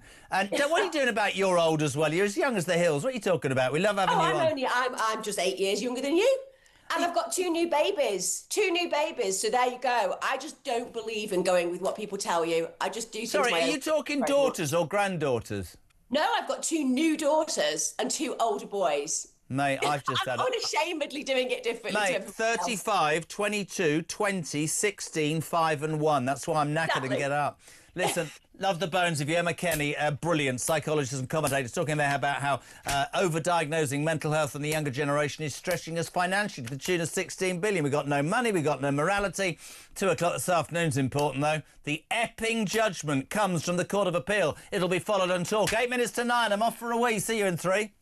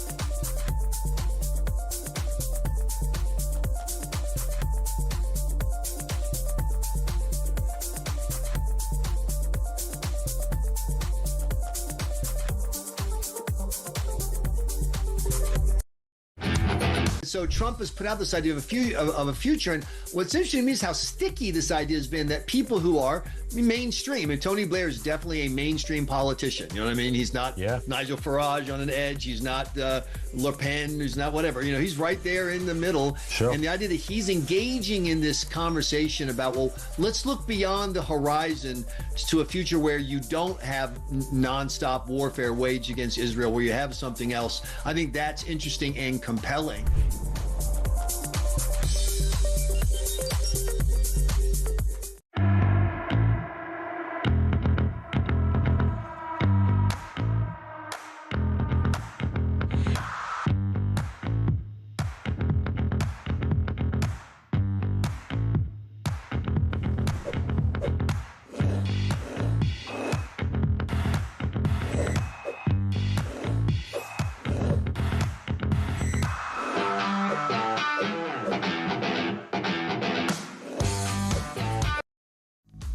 the UK. On DAB+, on your smart speaker, on your smart TV, and on your side. This is Talk. About 5 to 9, we say a very good afternoon, and he said evening, you see morning, my head's all over the place. Charlie Wyatt, football editor at The Sun, stay there because Big Dave's got to push a button. Go! 90 minutes in 90 seconds. From The Sun. It wasn't Big Dave because it was on time. Charlie Wyatt, good morning, how are you? I'm good, how are you? I'm all right, my friend. So much to talk about in such little time. Did you hear the news that Jose Mourinho has just left Fenerbahce? Well, it's not a surprise. I'm amazed he even started the season. All he's done the last 6 months is just slag off Turkish football. So, it was going to happen sooner or later, that one. West Ham, Nottingham Forest. Let me tell you, Jose Mourinho will be back in the Premier League, and I could not wait. Million% right. You are totally spot on. Could not wait for it. Crunch time, back at the Sun today. Big story. Amorim. I mean, everybody who hates Man United saw them lose to Grimsby, the fourth-tier team, the other day. Amorim looked defeated. He looked disinterested. There's no point changing the players again. What the hell is wrong at Manchester United, Charlie?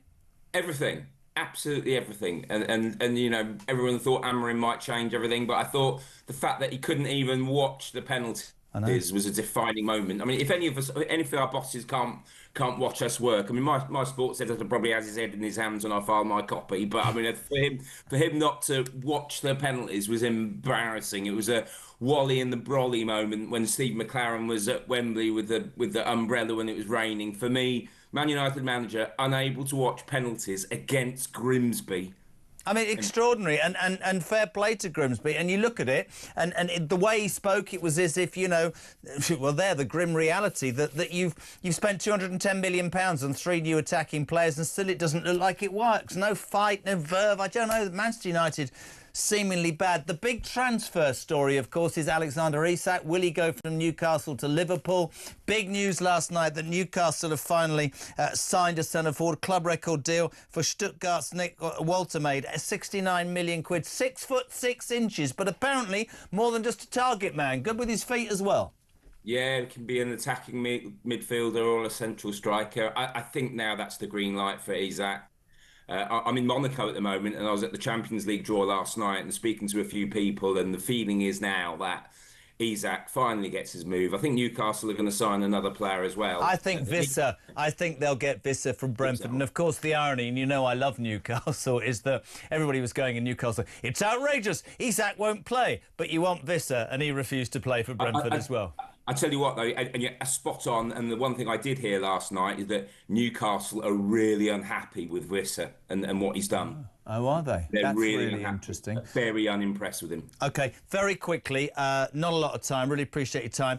Champions League draw, what are the highlights from that last night, my friend? The highlights are Trent Alexander-Arnold, written in the stars that he was going to get shoved back to Liverpool. So that will be interesting. But there'll be more of a love-in for Kevin De Bruyne. He's at Napoli now, so he's going to go back to Manchester City. And once again, Harry Kane will need to have his earplugs in because with Bayern Munich, he's going to Arsenal.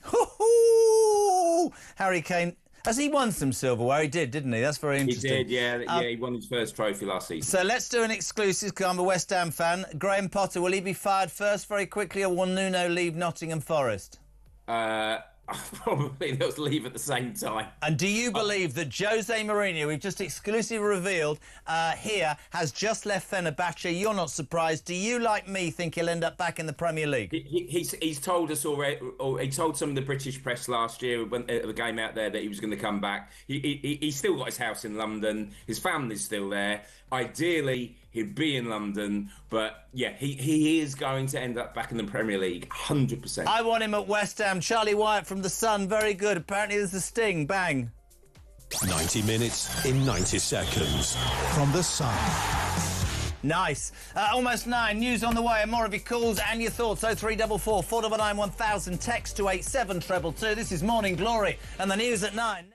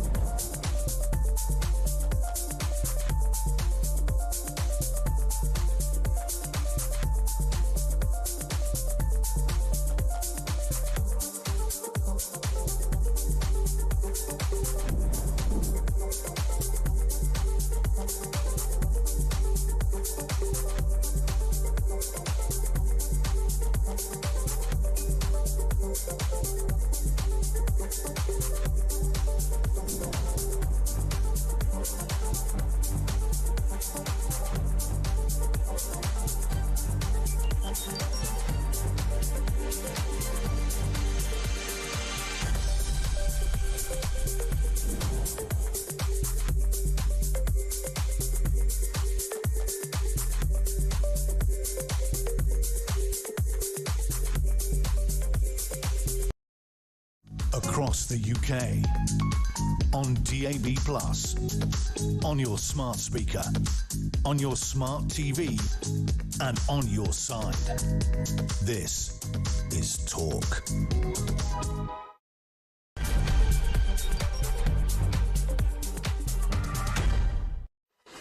Extraordinary jingle, deliver us from boredom. Which reminds me, get ready. There's so much to talk about today, by the way, on Morning Glory. In the next hour, ahead of Alex Phillips, we'll talk obviously about that massive judgment at 2 o'clock this afternoon. Will the Home Office, who've decided that asylum seekers' rights are more important than the local people of Epping, will they win what is going to be a test case? We'll talk about all the things that there are in the news. There's Prince Harry coming back to the United Kingdom. There's Angela Rayner escaping stamp duty. There's a council in Essex who feel if you're traumatised by the British flag, will give you some PTSD counselling. But perhaps the most shocking, worst part of the morning, cut the music, is Ed Davey, the man who won 72 seats in the last general election. Quite how, I've no idea, because I don't know what he stands for. He used to dress up and bungee jump and do stuff like this. He has made a video overnight, which has appeared on X. He basically said that he'd been invited by the King to the Donald Trump state banquet, but for morality reasons, he's not going. He didn't just phone up and go, yeah, thanks for the invite, RSVP not coming. No, he had to make what looks like a video from heaven. This is bloody awful. Have a watch. Next month, Donald Trump will come to the UK for a state banquet. I've been invited, but my wife and I won't be going. It's an enormous honour to be invited by the King, who I have huge respect for. But it's only by not attending that I get the opportunity to make this case. The people of Gaza are starving. The people of Gaza might be, but you're going to be starving if you don't go to the banquet, aren't they? I've no idea. Honestly, what is that? It looks like he's calling from heaven. Somebody very funnily sent a text going, they just had God on and God says don't vote for Ed Davey. And I hope that he's not going to get into trouble over the post office scandal. Anyway, there we go. Right, so listen, 0344 499 1000, text to 87222. Voice notes to Christian. The team are brilliant. Tommy makes the best cup of tea. Oh, Starmer's just tweeted. What has he tweeted? Is this an exciting moment? Well, I can't be bothered. Hold on a second. Starmer has just tweeted. I'll tell you what, we'll go to our guest. We'll do that in a sec. I'm extremely delighted to welcome British Public Relations Specialist and former Director of Communications in Downing Street, Katie Perry. How are you feeling after the split from Orlando Bloom, Katie? Are you all right with that? Perry or Jerry, but it's good to see you this morning. How are you? I'm all right, my darling, and thank you so much for coming on. Christian always talks so highly of you, and I'm delighted to have you on the show. So much to talk about, such seeming madness. Let's start with that important moment this afternoon, 2 o'clock. I think most people, whatever side one is on about this debate, see this as quite a seminal moment. I mean, it is pretty clear if you read what the KC representing the Home Office says, that the priority for Yvette Cooper's department is somehow with the rights of asylum seekers outweighing those of concerns of locals. And I've sat and listened and watched people say this is the far right, but we know, do we not, Katie, that this started with mothers concerned about the safety of their teenage daughters, not far right thugs. There will always be people that get involved, but I think this is a massive moment for this country, don't you? Well, it really is. And it's not just a moment for Britain, it's a moment that the whole of Europe is looking at this result because, of course, there will be other countries that are facing the same problems and looking at how they're going to tackle them. The government, who not many people have sympathy for, but are absolutely stuck between a rock and a hard place because that will not be their public message that they will want people listening to on your radio show this morning. It will just be the only thing the lawyers can hide behind in order to find somewhere to house these people. Not that anyone at home gives a toss about that, because quite frankly, they just want it dealt with in their local area, up and down Britain. So this is a really important moment this afternoon. I fail to understand. I'm going to repeat something to you, Katie, that so many I've done to everybody this morning, because it was said to me last week, and I think it really, really resonated with me. Somebody tweeted or sent a message to me, and it basically said, when the silent majority realise their voice can be heard, whatever the colour of a government, that government's in trouble. I feel like you're not going to get away anymore saying, these are all far-right thugs, right? They're this, they're that, they're the other. These are families and communities, and I think you're right, the government is in trouble. I mean, this astonishing story on the front of the Sun newspaper this morning, another wonderful exclusive by Tom Godfrey. I mean, it's laughable when you read this story, but the truth of the story is real fury. Because migrants who've already failed the migration system and are ready to be deported are being held in this Heathrow immigration removal centre. And up until last night, there was £160,000 worth of salaries being paid for people to come and teach them hairdressing, dyeing and cutting, creatively minding painting tutors, and people would teach them how to hold balloon parties. These are people who are about to be sent home, who have failed the system. As of last night, because of the Sun's story, Katie, Home Office Minister Seema Malhotra said the department had asked for the roles to be scrapped. This is the nightmare type of thing I used to wake up to on a weekly basis in number 10 Downing Street. You would have a clue that this stuff was going on. A third-party provider, an independent company that has a long, really expensive contract with the government to look after these people until you can do something else with them, especially if they have known criminals and they need to be deported from the country as soon as possible. And I would sit in my office and think, how the hell has this happened, and how the hell does it happen on your watch? And you would spend 80% of your day not doing things that really progress the country, but trying to stop this madness happening and trying to make sure that it stops as soon as possible.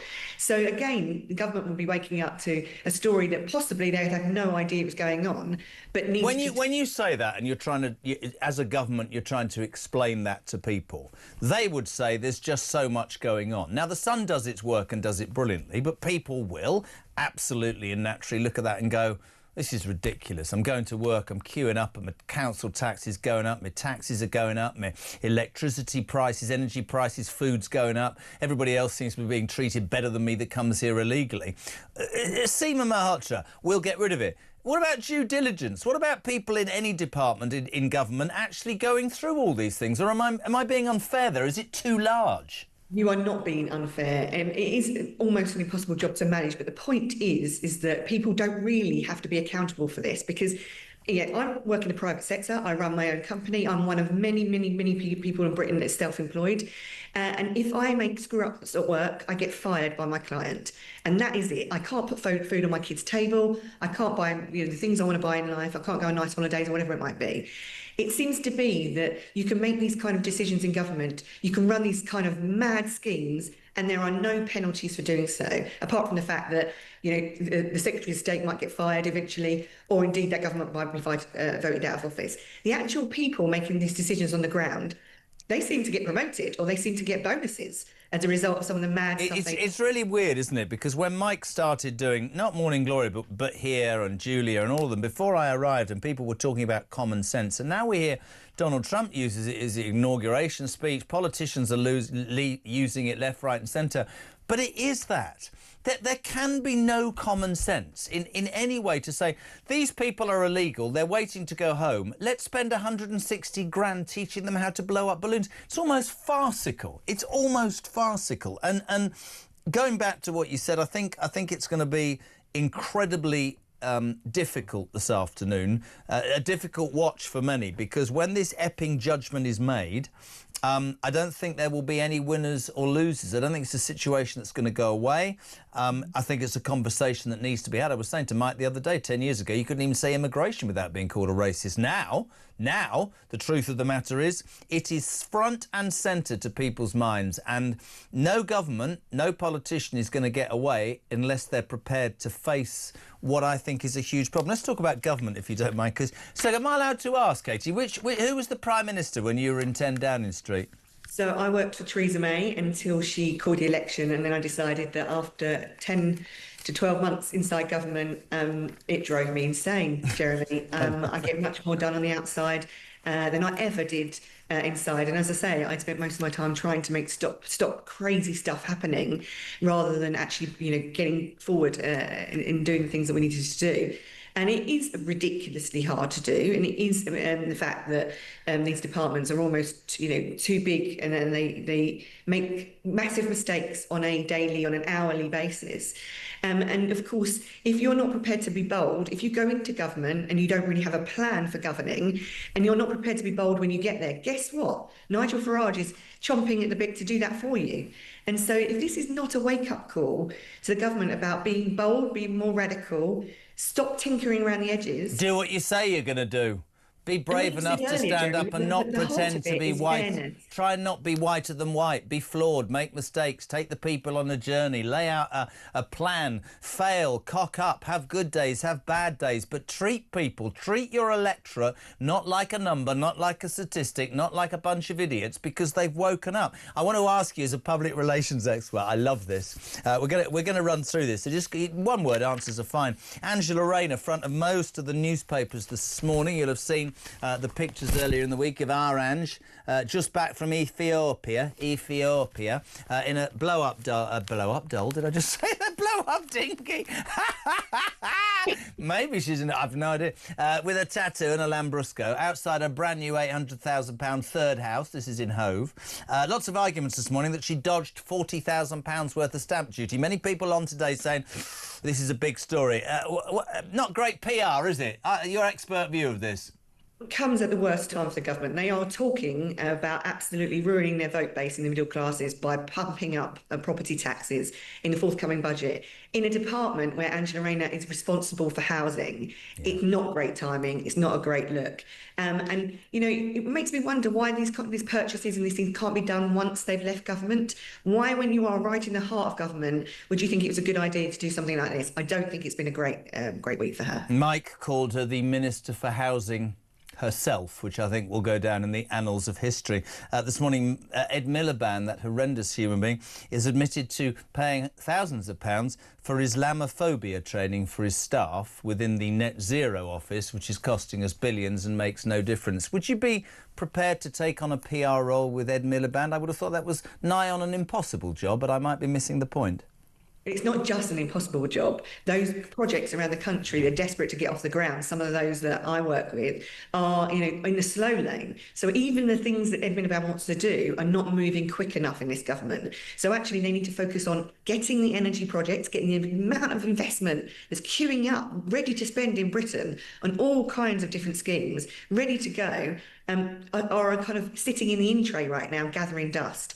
So this department needs to focus on getting that money into Britain, getting that investment in more jobs, and less on that kind of stuff. I think Starmer needs to employ you straight away. I mean, the other thing we've got today is front of the Mail. The head of Asda has basically said, Alan Layton, head of Asda, has said that Rachel Thieves, Richard III, she's an economist, not. Apparently she is taxing everything, and he urges her to stop it because he sees this country financially about to sink. And there's a lot to be said, is there not, for the view that Labour came to power talking about growth and working families and all that, but actually NI on small businesses and taxation being their only policy is really sounding like a major concern. There were newspaper articles this week, Katie, saying that she might well have to go cap in hand to the IMF, and we're back where we were in the late 70s. What's your view on that?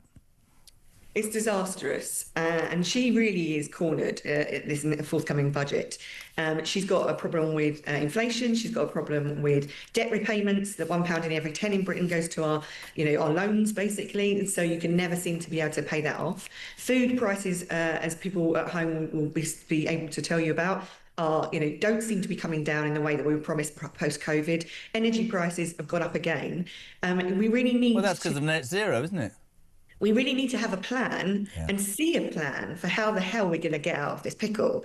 And what the business community, who were wined and dined massively before the general election and told that it was going to be a pro-business, pro-investment, pro-growth government, have spent the last year scratching their heads going, I don't see any of that. And for us, I mean, in the hospitality sector, the job losses in Britain, which of course you don't notice because they're not all in one place. If they were, they would fill football stadiums because they're in villages and towns across the country, is enormous because of the national insurance rises on part-time workers, on people that flex their working around studying or carers or other responsibilities they might have.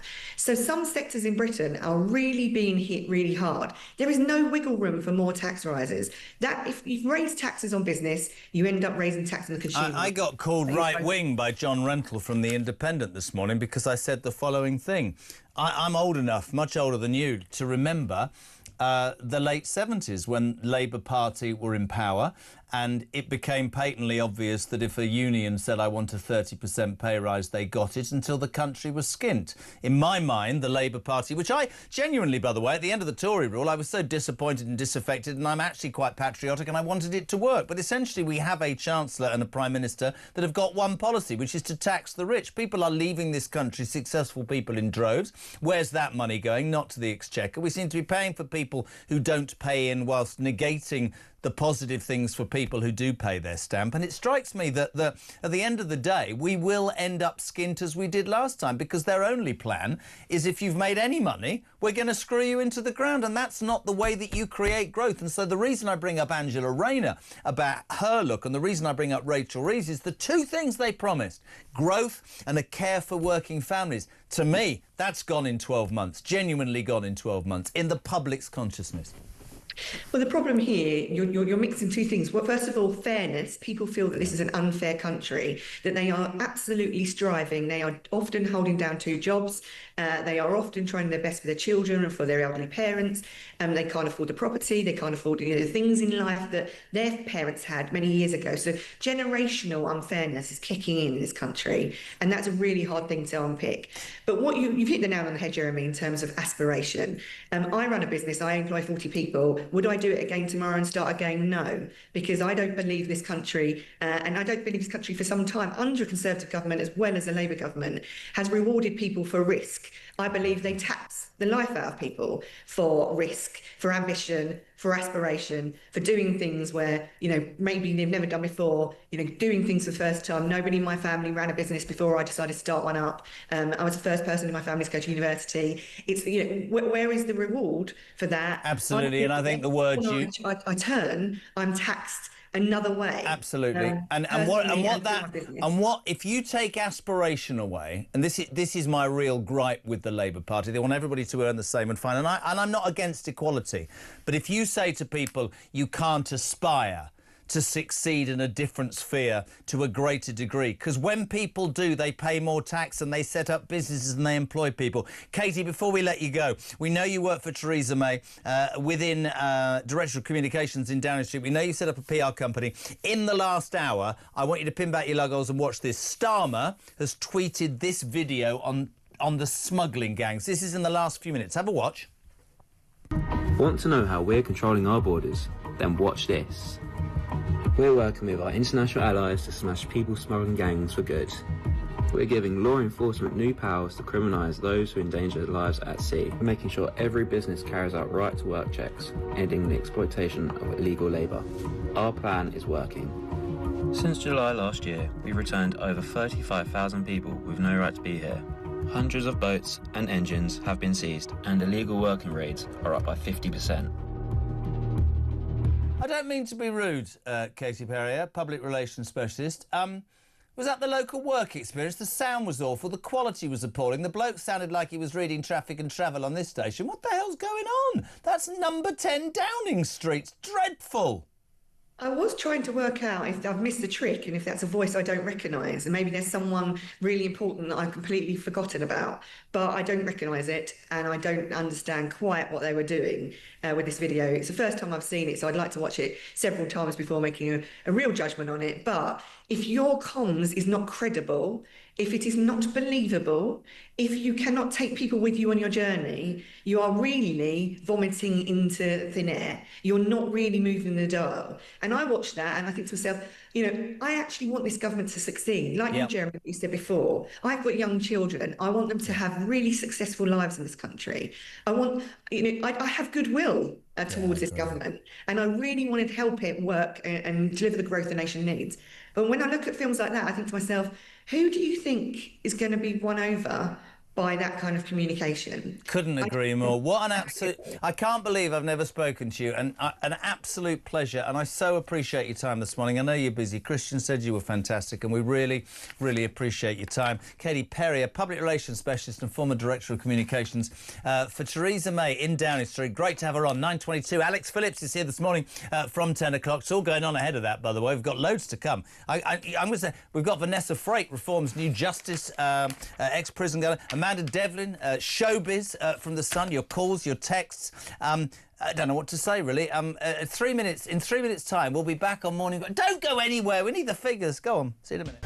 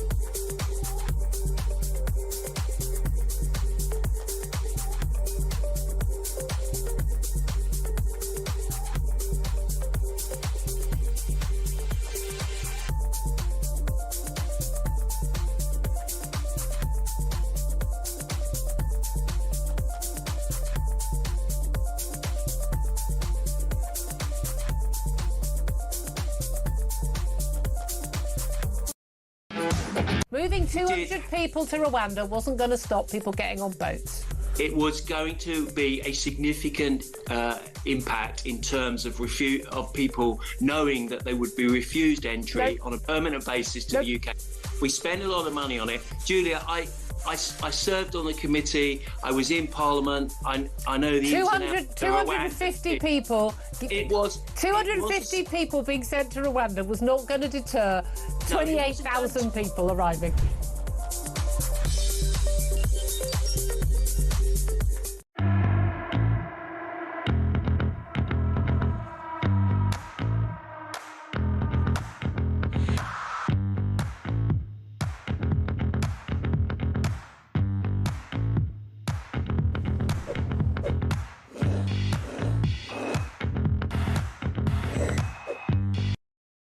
Across the UK, on DAB+, on your smart speaker, on your smart TV, and on your side.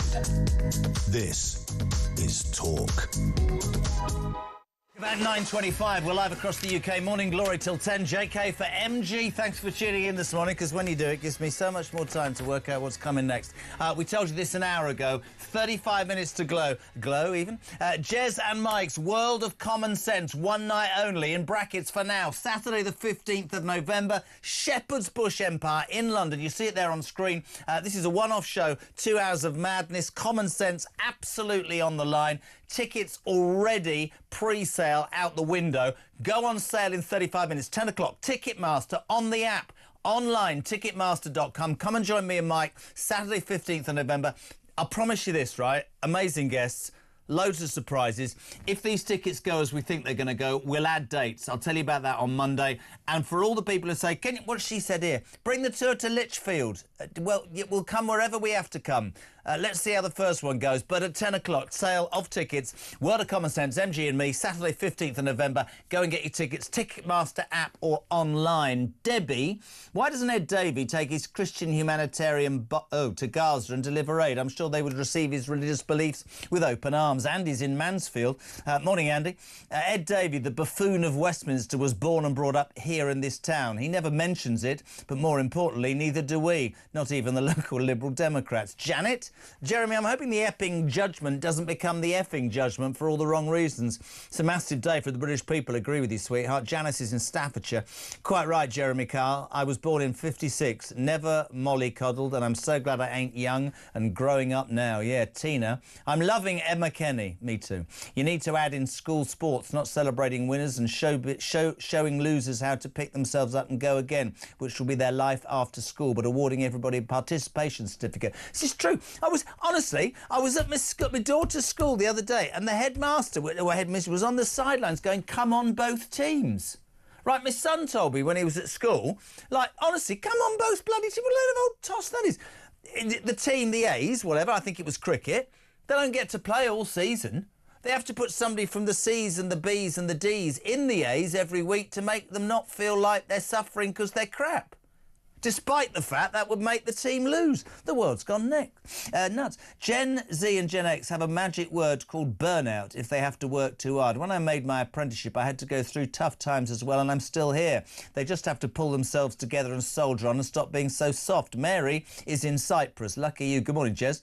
Will you be doing some singing on your show with Mike on the 15th of November? You should, because what little we have heard this morning sounded good. I mean this sincerely, and I'm not taking the mickey. Oh, Mary in Cyprus, I might sing. I don't know.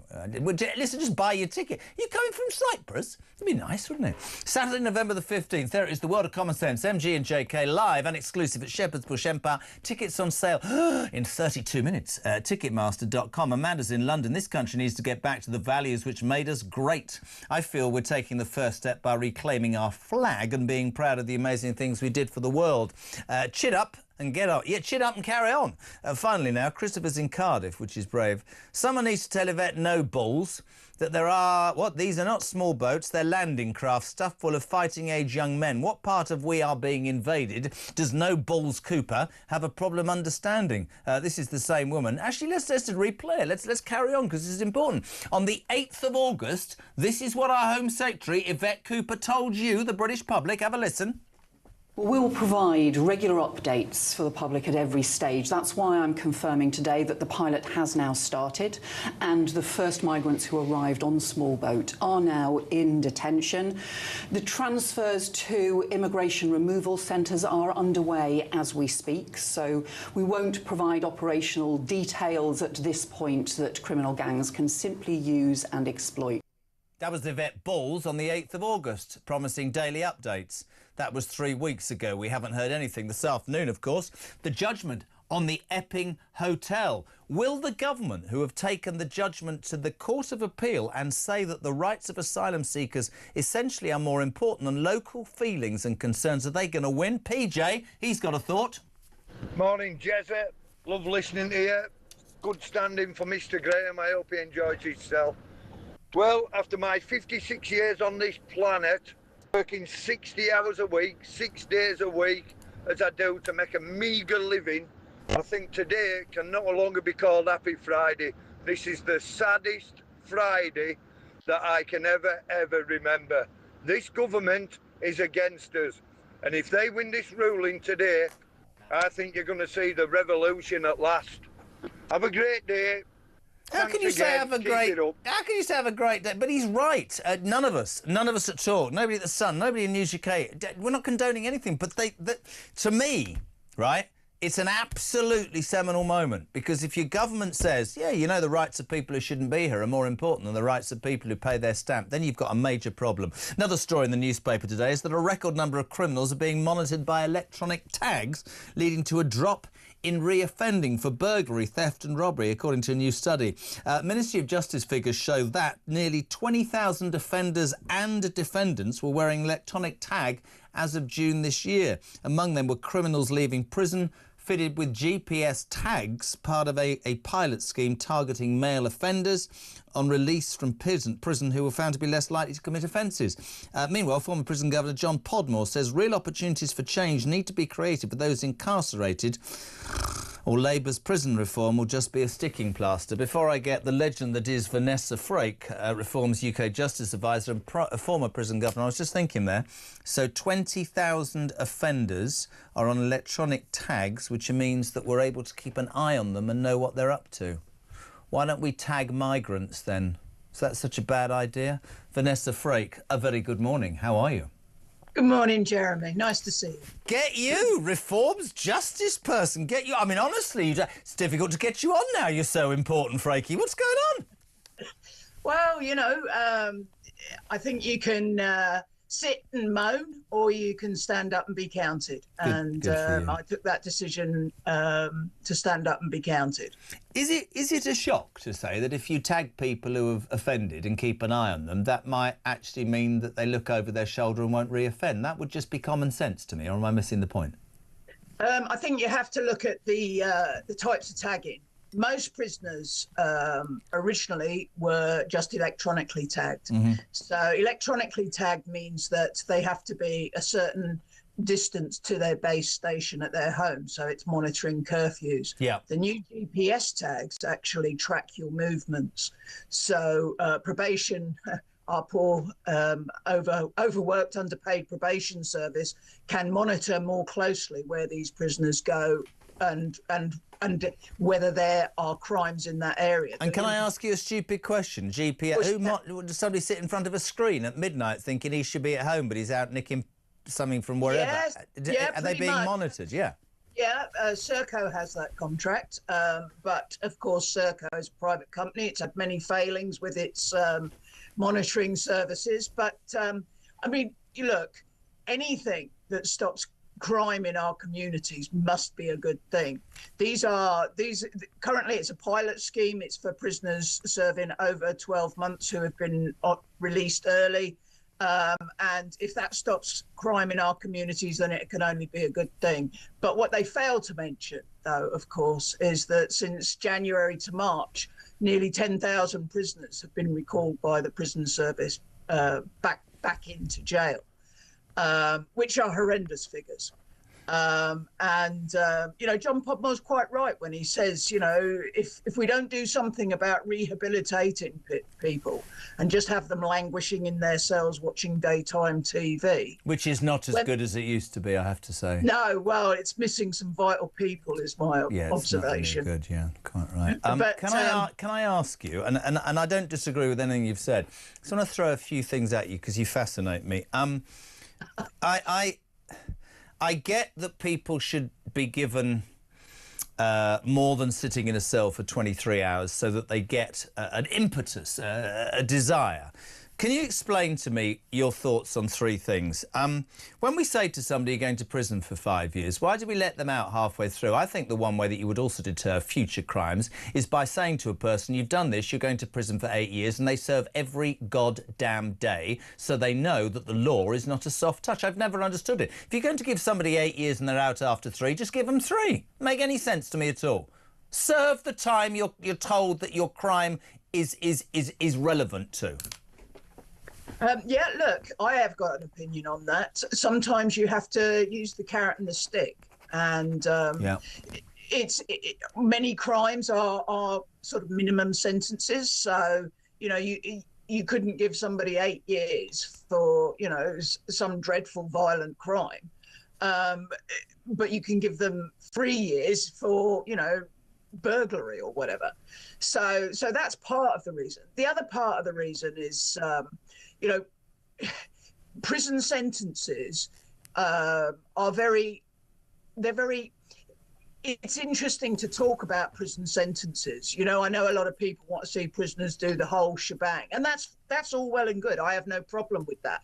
But whilst they're doing that whole 8 years, they've got to be embroiled in education. Yeah, I agree. That's exactly what I'm saying. Rather than let them out to re-offend, I would be saying you've got to do your whole thing. You're going to take a qualification, learn a skill, something like that. I agree with you and John Podmore, but I do think that the public are at a point, as they are with many things, where they'll go, well, hold on a minute, you did that and got 5 years and you're out after 2.5. I mean, I would, you'll probably disagree, I'd build more prison. I'd take a lot of the money that we're wasting on a lot of things in this country, I'd build more prisons. I would make it a punishment with the enticement, the carrot and the stick that you're talking about, that says, listen, if you live your life correctly, you are going to have to serve this time, but at the end of it, you will come out, not with a chip on your shoulder, or actually you've got out halfway through and you think it doesn't matter, I'm going to do the same thing again. You'll have learnt your lesson, you'll have done your time, and hopefully they will have found something constructive for you. You are Reform's new Justice Advisor. It would be honest to ask you, it would be honest to put this to you. Seems to me that the criminal justice system, almost everything to do with prisons, it all needs revamping, doesn't it? Well, look, our prison system for years, doesn't matter what colour party you are, has lacked investment on a grand scale. You know, we've got old Victorian prisons that are no longer fit for purpose. They don't have modern technology. Why don't we build new prisons? Money. We'll stop housing migrants and stop giving 16 billion to the Chagos Islands. Or £160,000 to, blow up balloons. You've heard that story this morning. And because the Sun wrote that story, right, last night Seema Malhotra, an Home Office Minister, has pulled the jobs. And you end up like me this morning going, what, you didn't know about this? Are you that incompetent? Or what? Honestly, mate, priorities. I've always believed, sorry, my view on it, you're an experienced person, serve your thing and build more prisons. You know, we gave 16 billion to the Chagos Islands. Build prisons, make people understand that crime does not pay. But alongside that, as you quite rightly say, Vanessa, if you get your head down and take these opportunities, you will get out of there a better person with the opportunity to do something good in your life. That's how I see it.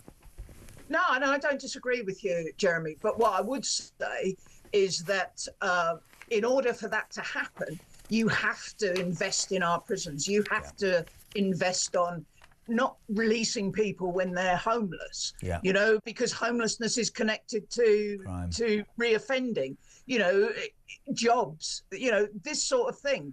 Something that, you know, prisons have a purpose. They have a purpose of protecting society, they have a purpose of punishment, and they have a purpose of rehabilitation. At the moment, what we're doing is letting out better criminals, and that can't be right. That is not right for our communities. Really good to. I'll see you next weekend. You're at the Reform Conference, aren't you? Unfortunately, I'm away. Oh, are you? I'm hosting They kind of sprung all this on me. Otherwise, I would have seen you. All right. Well, we love your commitment. Frakey, we love having you on. Thank you so much indeed. Vanessa Frake, 21 minutes to 10 o'clock. Alex Phillips is here at 10. You want to get your call on ahead of that? 0344 499 1000. Text to 87222. Don't forget, 2 o'clock this afternoon. That judgment on the Bell Hotel in Epping will become public. Are the government, who have taken exception to this, going to win, get this changed? Are they going to be actually portrayed as a government that cares more about the rights of migrants than those of the British people? Curtis, what's your thoughts? Hello, Jeremy. Curtis from Lingfield here. Absolutely loving the show. You're on fire this morning. There's absolutely no holding back being you. With this Epping Hotel thing, I can actually see this turning into mass protests. I honestly can. I think it's all coming to a head. And I think sooner or later, the British people have had enough. And it's going to absolutely kick off soon. Anyway, loving the show. Keep up the good work. Thank you very much.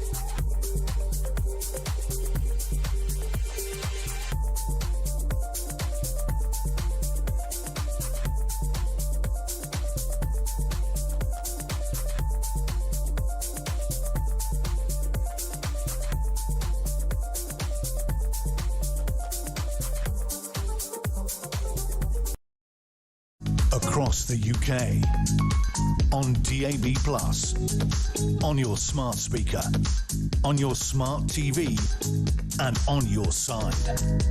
This is Talk. Home last night, was in a hotel. No truth in the rumour he was at my house. Ian Collins, my wife's favourite and the nation's favourite, the Silver Fox, is back this afternoon from 1 o'clock. Alex Phillips from 10. This is JK and Morning Glory. I've just been texted by Mike Graham. It's 3:42 in the morning and he's just going to bed. And all he wanted to know was, how are the ticket sales going? Listen, where are we? 18 minutes from the sale of the century. Did that? Never mind. The World of Common Sense, Mike and Jez's World of Common Sense, is on Saturday the 15th of November at the Shepherd's Bush Empire. And ladies and gentlemen, forget pre-sales, which have been great. They are going on sale on ticketmaster.com or on the app.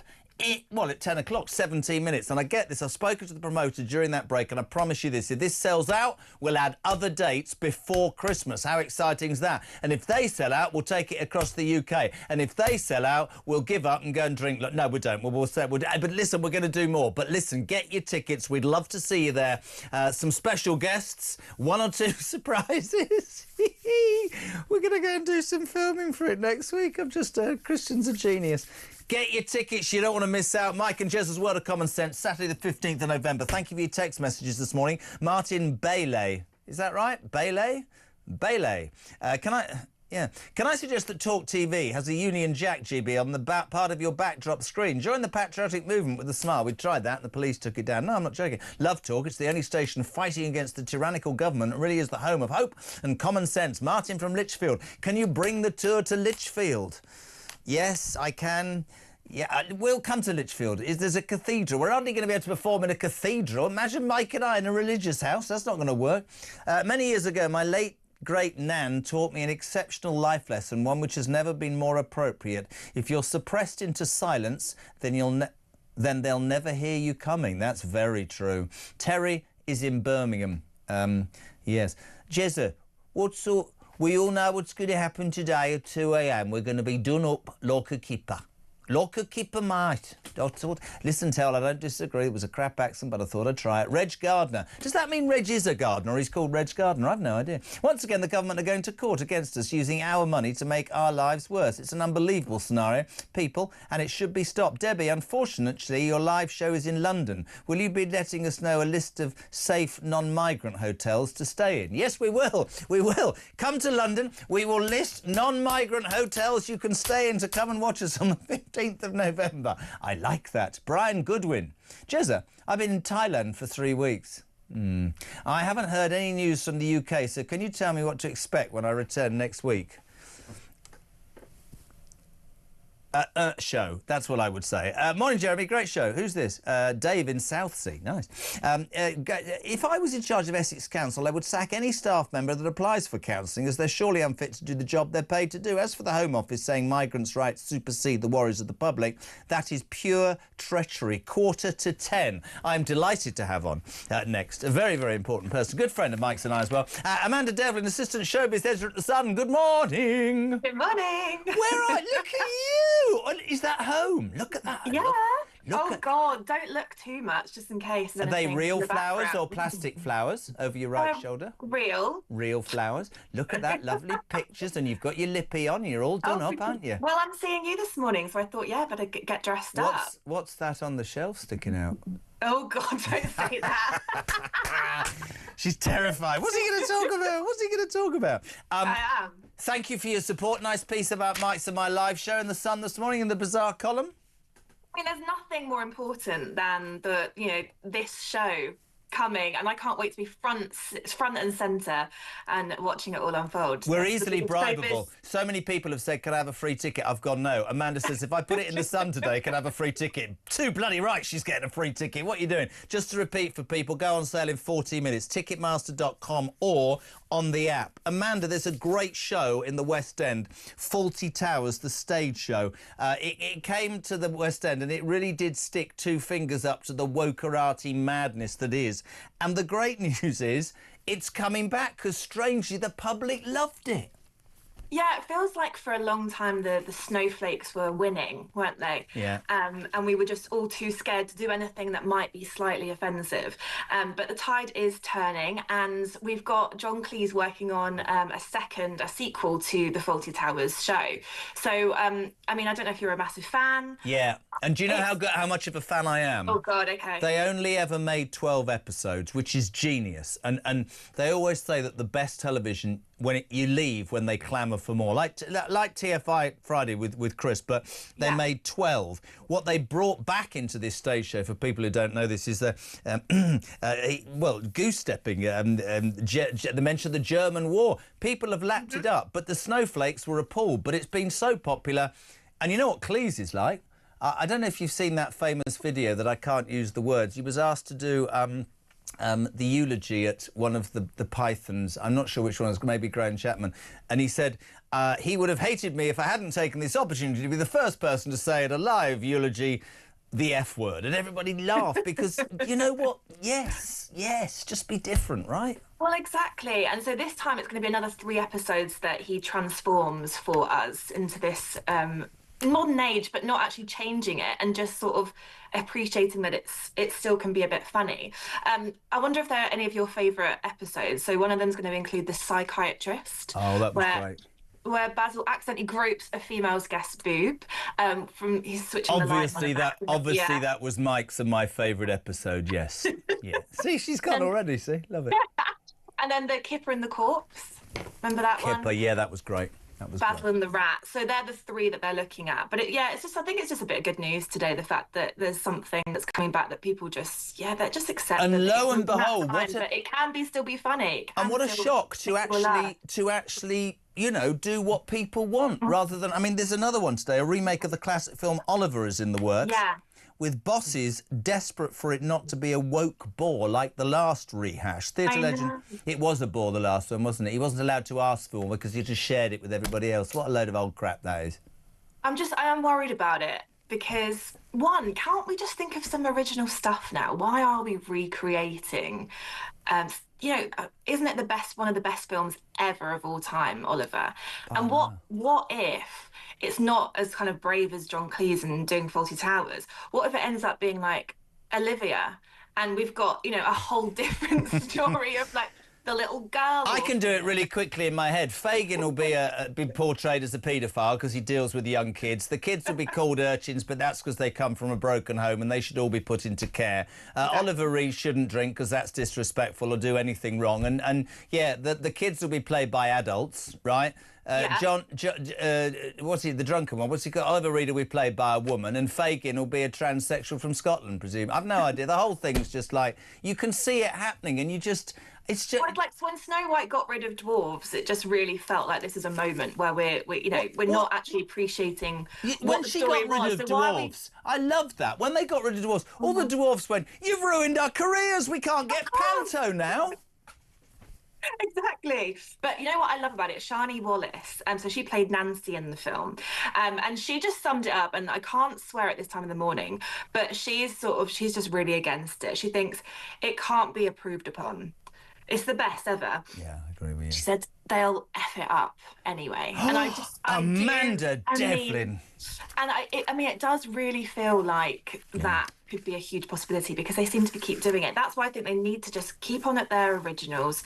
Leave that story there when it was so perfect. But yeah. Can I say thank you? We love you here at Talk. You're our favourite Sun journalist on the showbiz side. I have to say that very carefully before they all jump up and down. Thank you for your piece today. And we'll see you, because you're the only person getting a free ticket to Jezza and Mike's World of Common Sense, Saturday the 15th of November, Shepherd's Bush Empire. Tickets on sale in 10 minutes. This is Talk.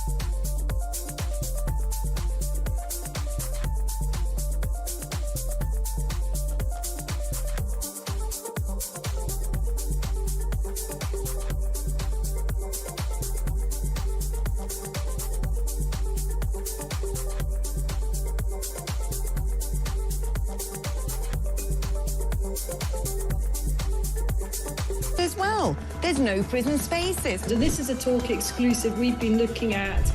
I said, you take these cuffs off me and speak to me like a human being rather than a common criminal. You're just left wondering, does these people who lead us actually hate Britain? Yeah. Do they not love our country and everything that we've stood for?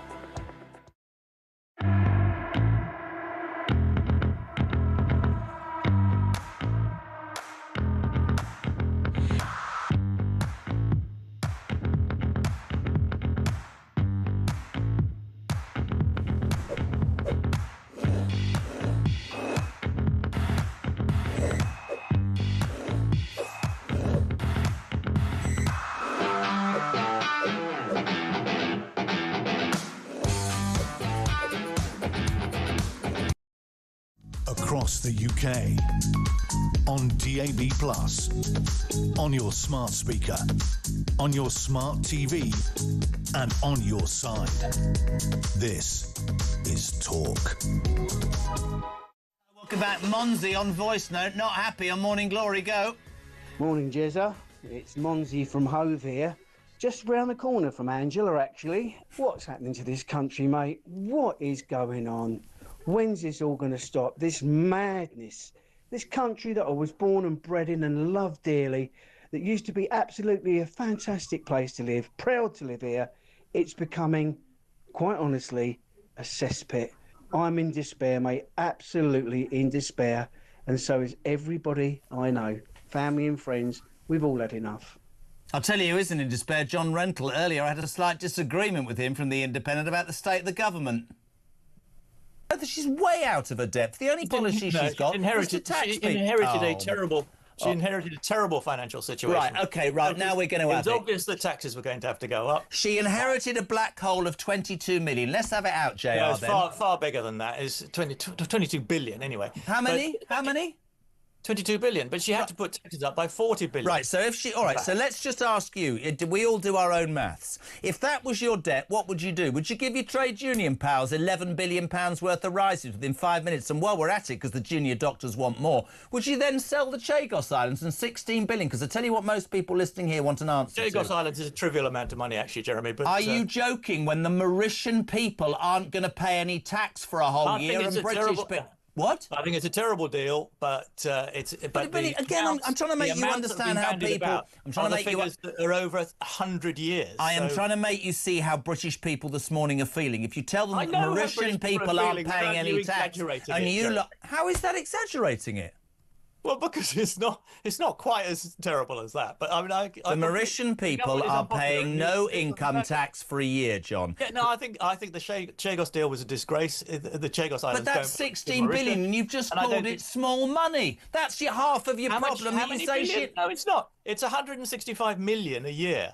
But I mean, obviously, if you add that up over 99-year lease, it comes to quite a lot of money. Yes. I'm just saying. My old girl taught me what you have in and what you get out. At the end of the month, you've got your money. I'm saying we all go, oh, she inherited a difficult thing. You didn't answer the junior doctors. 5 billion spent on giving the junior doctors 23% rise, and within a year they're back wanting more. No, I think that's bad. But I don't think the... So you think Chagos is bad and paying them is bad, but yet you tell me I'm being sexist to criticise her. How would you run the NHS without paying junior doctors I'd get rid of all the bloody wastage, right? And I'd make... Oh, well, that's... Yeah, it turns out to be all very simple again. It's not simple, it's very hard, but you do get the feeling that we have politicians, John, in this country who will say forever, it's really hard. The NHS, right? It is really hard, yes. You're not going to like what I'm going to say. I'm an absolute believer that we have a society that we help people who can't help themselves. I'm more than happy to pay my taxes. I love the fact that we have an NHS that provides, you know, at the point of entry help. But whether people who aren't of the same mindset like this or not, both of those systems are outdated, both need revamping, and both, I'm afraid, are on their arse, because very much like our immigration policy, starting out with good intention, it is now being gamed, played and taken advantage of by people who shouldn't perhaps be taking advantage of it. And when that is the you're going to hate this, when this is to the detriment of the indigenous population, that is why the government is in trouble. Whether it's that the is NHS... not why the NHS is in trouble, Jeremy. But... why is it in trouble then? According to you, it's not wastage and it's not because we're giving services to people who have never paid for it. None of that's important, no?